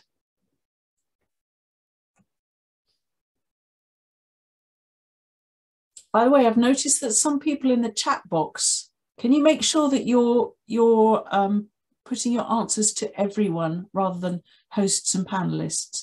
Because if you just put your answer to hosts and panelists, then Alex and Diana and I are the only ones who can see it. But so just make sure that you click on everyone, and then everyone can see your answers. Okay, someone's put Africa. Can you think of other hot places? Well, let's have a look and see. Let's see if you can guess what country or even what continent this is. Here we are. So what animal can you see here? That's my first question. What animal can you see on a beach somewhere?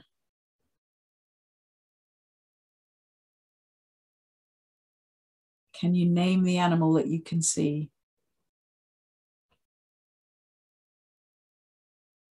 Oh, I've got so many answers now, I didn't see them. Camel, brilliant. Okay, brilliant. Everyone's saying camel. And you're going so fast, I can't keep up with you now. That's fantastic. Yes, camels. So where do you think camels come from? What countries do you associate with camels? Do you think it's the UK? I don't think so. I don't think you often see camels on the beach. Egypt, Asia, Saudi Arabia, UAE, Egypt, right. These are all the kind of the answers that I would expect you to give. Now, actually, this isn't Egypt, it's Australia. Yes, Natalia, you've got it. It is Australia. Yeah. So these camels are actually in Broome, Australia. So camels are originally from North Africa, the Middle East and Central Asia, but they were imported to Australia in the 19th century. And the first camels arrived in 1840 from the Canary Islands. So I don't know how many camels there were on that first boat, but obviously it was quite a long trip from the Canary Islands, and sadly only one survived. And he was called Harry. Harry the camel was the very first camel to arrive in Australia. But actually there is a rather sad story about Harry, the first camel. So he was bought by an English explorer and a sheep grazer who was called John Horrocks. And John Horrocks wanted to find new lands to farm because he had all these sheep. So he thought, well, a camel would be a great way of exploring the interior. As you know, the interior of Australia is very, very dry. So he led a party of 6 people, including Harry the camel, 2 horses and 12 goats on an expedition to South Australia. And they reached the shores of Lake Dutton. And John Horrocks wanted to shoot some birds.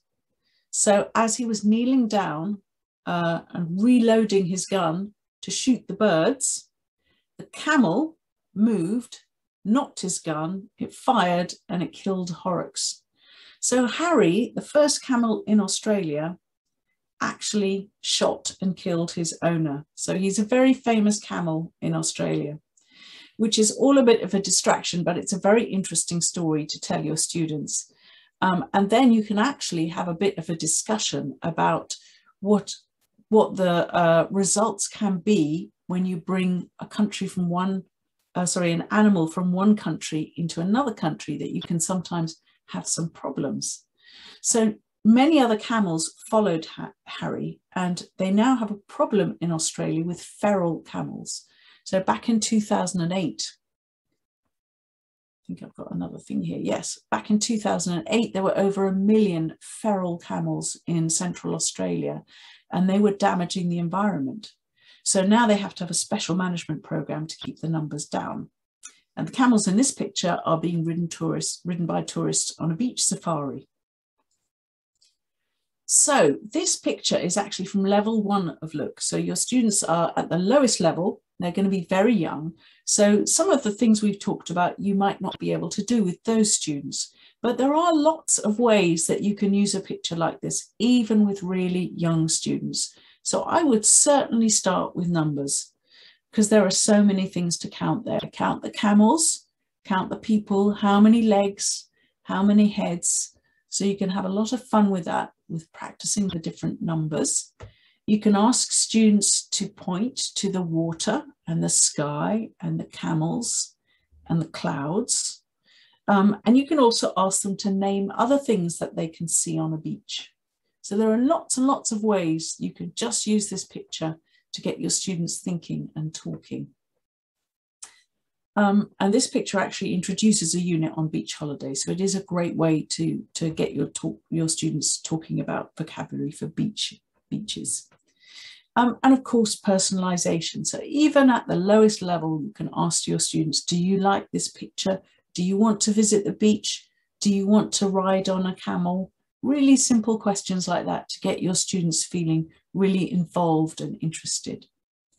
Now, there are also lots of things you could do with more advanced students. So you can use this image in the classroom to get them using their critical thinking skills. So I mentioned that there was a problem with the feral camels, and you can ask students to think about why there was a problem with feral camels and what do they think Australia had to do about it. And maybe they can think of animals in their own country that have come in from other places and are now causing a problem. So for example, in the UK, we have grey squirrels that are not a native animal to the UK. And because they're so much hardier and better at living in that environment, they've meant that the red squirrels, which are native to the UK, have now massively reduced in number. So that's an example from my country. You can ask students to think about adaptations. I think someone mentioned that before with pandas, but yes, think of the camel's body and how is it adapted to live in a sandy, hot place. And creatively, you can ask your students to imagine that this is a picture from a beach safari advert and write the words for your advertisement. So lots and lots of different ways to use a picture like this and to get your students thinking about different places. So all sorts of ideas. Okay, so now we've pretty much, I think, been to every continent. We've been to Central America, we've been to Africa, we've been to Europe, and Northern Europe, we've been to Asia, and we've been to Australia. So there's really only one other place we can go to from here. Where could that be? Where could we go once we've hit all the different continents? And I mentioned it right at the beginning of the talk, so I wonder if any of you can guess where we're going to go to next. Can anyone guess? Maybe North America? Think bigger than that. Antarctica? That is actually another continent, isn't it? Which I always forget about. But it's not, no. Think even bigger. I mentioned it right at the beginning. No one's there yet. Okay. Ah, Alex, well done. Not quite the moon, but we're going into space. Here we are. Do you know what the name of this is? What are we looking at a picture of now? What is this object that we're looking at? What is it called? MKS? Spacecraft? International Space Station. Yes, Ghana. It is the International Space Station. Yeah, and as you know, astronauts live on the International Space Station, where they perform science experiments and talk live to kids in schools around the world, and they do maintenance tasks. And I think both children and adults are really fascinated by the idea of the space station, the thought of seeing Earth from space, of daily life on the space station. How do the astronauts eat and drink and bathe, and what do they do in their free time? So I'm going to find out how much you know about the International Space Station. I'm going to ask you some tricky questions, and you could use this to review numbers with your students. But let's see how much you know. So use the numbers below to complete. I don't know why they've got crosses through them. I'm sorry about that. Ignore the fact that the numbers are crossed out. I can't stop them being crossed out. How many people from how many countries have visited the ISS? So see if you can guess the answers to this question. More than how many people do you think? 14 people? More than 14 people from how many different countries? I think it's going to be quite difficult for me to check your answers on the chat because you're all coming at the same time. But let's go with a possible of 16 people from 90 countries have visited the ISS. Let's see. It's 230 people from 18 countries have visited the International Space Station. So 230 people. You got the 18 countries right, Maria. Yes. So how many astronauts normally live on the space station? Do you know? 16? 10? Got to be one of these numbers here, which is very helpfully crossed through to make it more difficult for you to see. So it's got to be, it's not going to be 18 because we've already got 18. So I think it's likely to be 8, 16. It's very unlikely to be 90, or it could be 6. It's going to be one of these numbers up here. And the answer is 6. So there are normally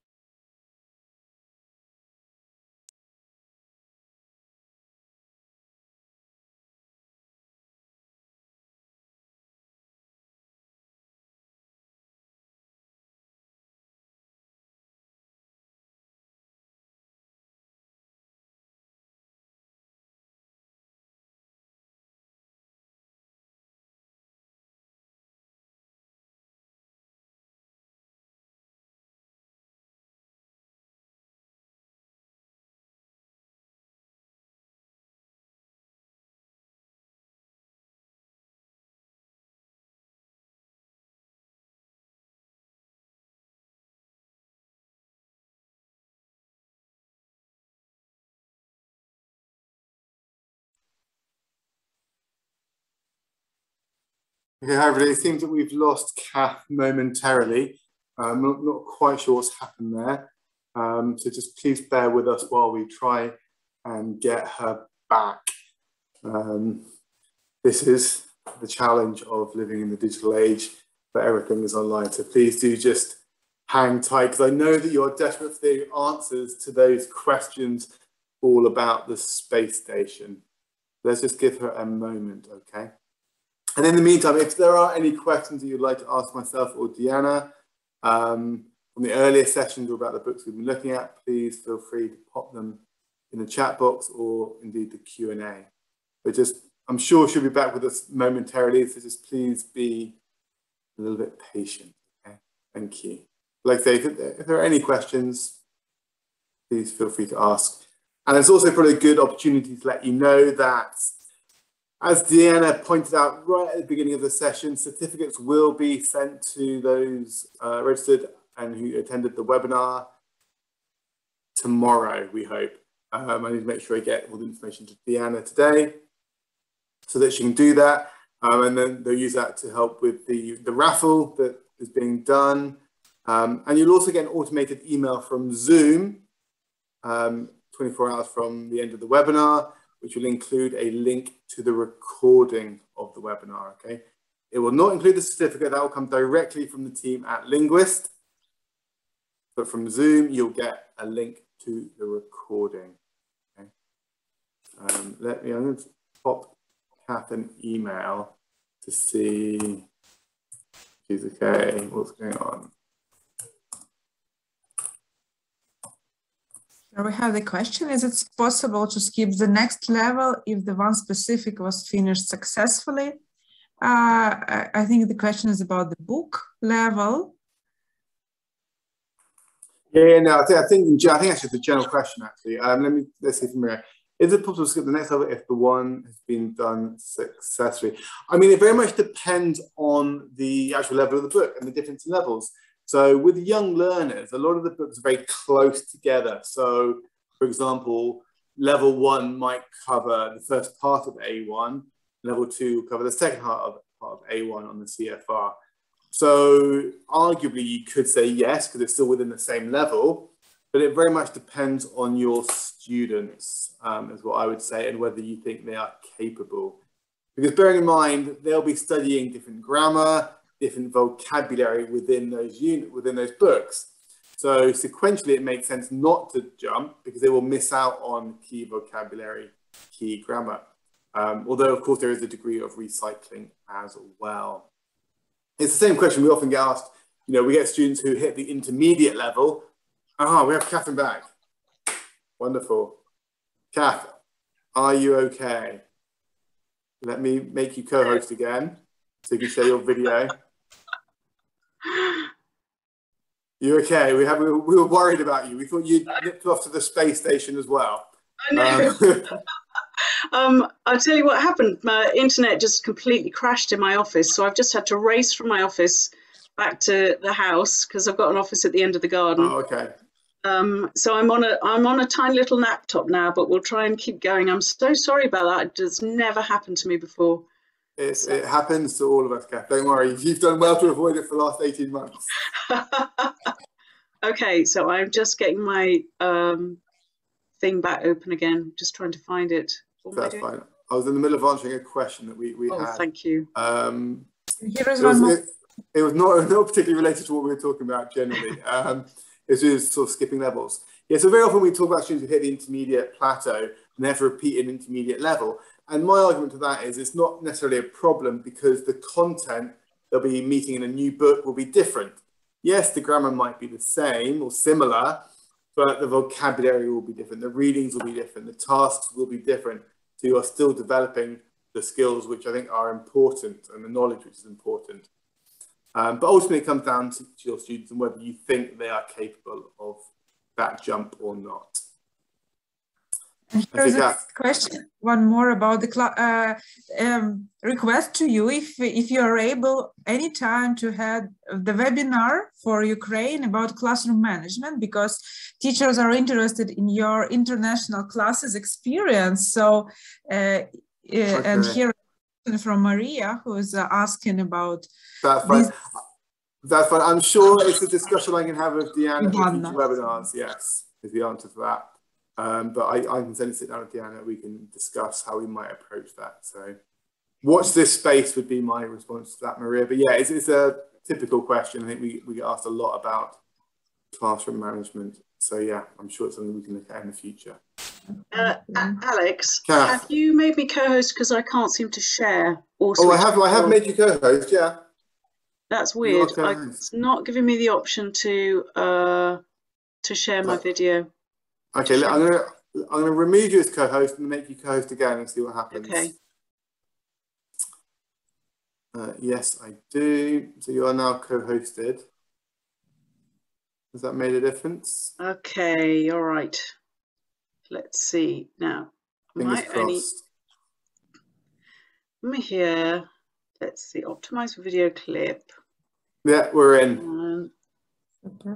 There you go. Oh, we can see the answers. Quick, hide the answers. Oh no! Oh no! I think we got to the. Oh no! You probably didn't get to the answers, did you? I was Not quite giving the answers, but I imagine that actually no one could hear me. I was just talking to myself. So I'm really sorry. I'm going to give you the answers now because, of course, now we're a bit over time. That's okay. So more than 230 people from 18 countries have visited the ISS. There are usually 6 astronauts living on the space station. It travels at around 8 kilometers per second and orbits Earth every 90 minutes. And in 24 hours, the space station travels around Earth 16 times. Yeah, Alex, you can't see me. I can't see me either. Okay. Mind, you don't need to see me. That's fine. No, that's fine. Much more interesting to see the slides. Okay, so I'm now going to show you a little video of the astronauts on the International Space Station, and it's a little video with them describing their daily routines. So what I'd like you to do is just have a look at the daily routines that I've written down here. So we can see the astronauts brush their teeth, they go to bed, they get up, they make pizza, they do exercise. And I want you to try and think about what order you think they do those things in. And then I'm going to play the video and you can check your ideas. So just have a little think first. What do you think they do first? Like, do they get up first before they brush their teeth? Do they do their exercise before lunch? Have a little think. And now I'm going to play the video. Let's all hold our breaths and hope that it will work. Here we go.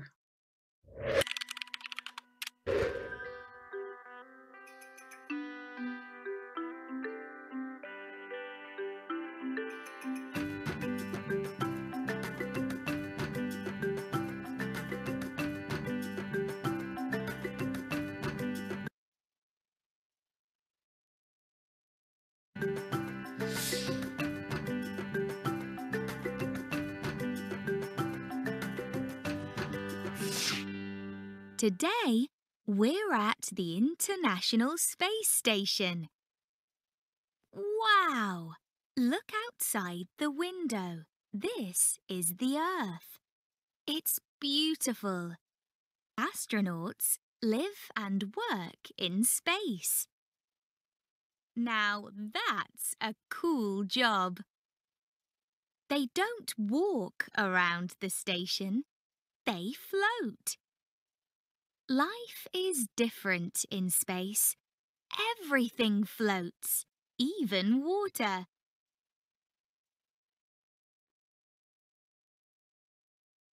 But some things are the same in space. The astronauts get up in the morning and they brush their teeth.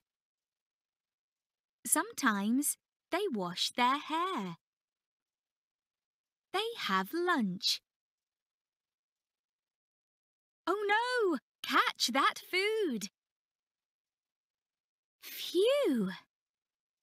They do exercise every day. Sometimes the astronauts have dinner together. This is pizza night. First, they make the pizza. Then they eat the pizza. It looks fun. It's bedtime for this astronaut. Good night.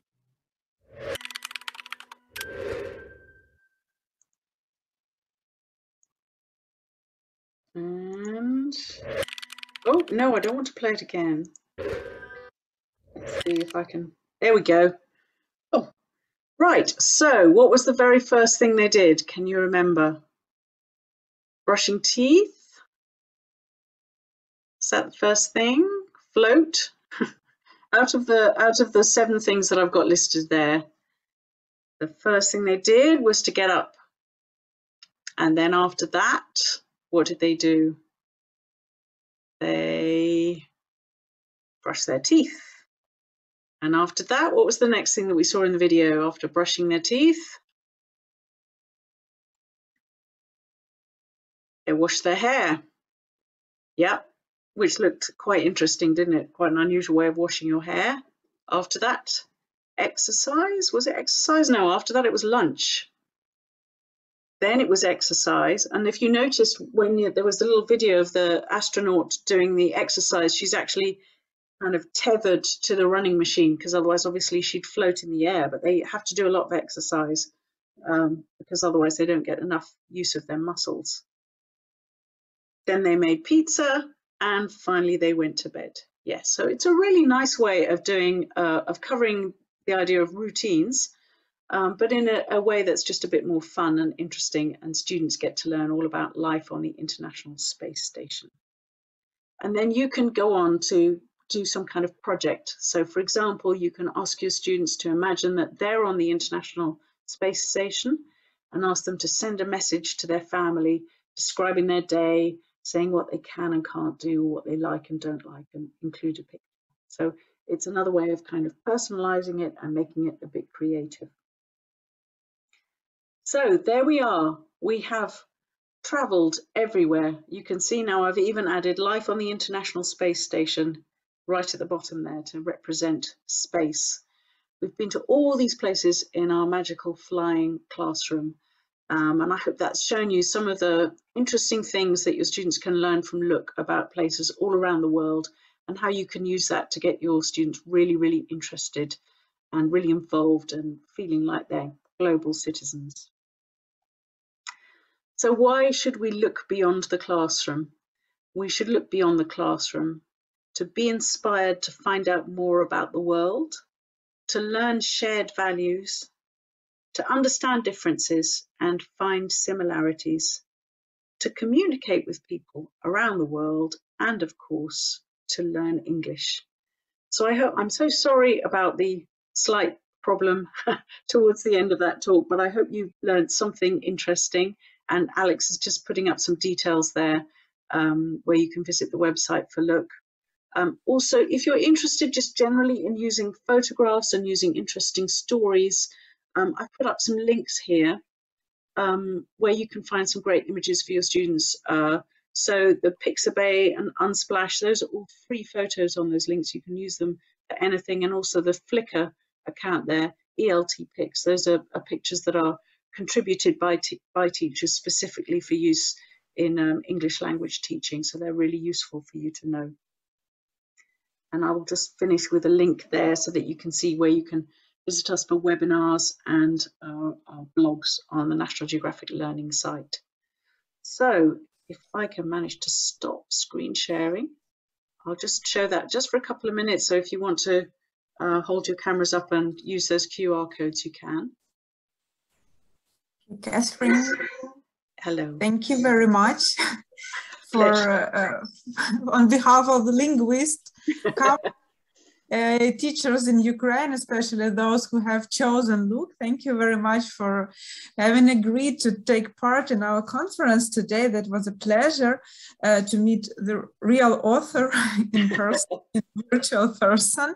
And actually, the Look is quite the new series for Ukraine, but several schools have already chosen it, and the feedback is great. And I personally also worked with this book, and I think for me, this is like the perfect book for teaching groups of students, because I like the language is always recycling from lesson to lesson, and the information is quite is not so childish, but it's presented in such a clear, simple way that for children it's a pleasure to find out something, and it really gives them the strength, belief, and motivation. So thank you very much for this, for such great work. Thank you. Yeah, and again, thank you for joining us today. Yeah, and I apologize again for the slight problem, and thank you to all the participants for your patience and for sticking around while I found somewhere else with internet. Perfect. Thank you once again, Katherine. And yeah, thank you to all of you for joining us today.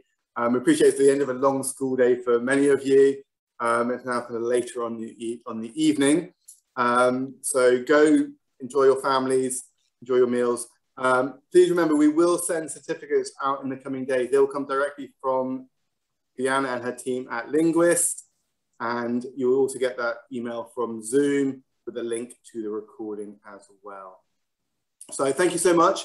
Happy teaching in the upcoming weeks this academic year, and we hope to see you either online or in person in the not too distant future. Okay. So thank you ever so much and take care. Thank you, Alex, very much. That was a pleasure. Thank you, Katherine, dear colleagues. See you very soon.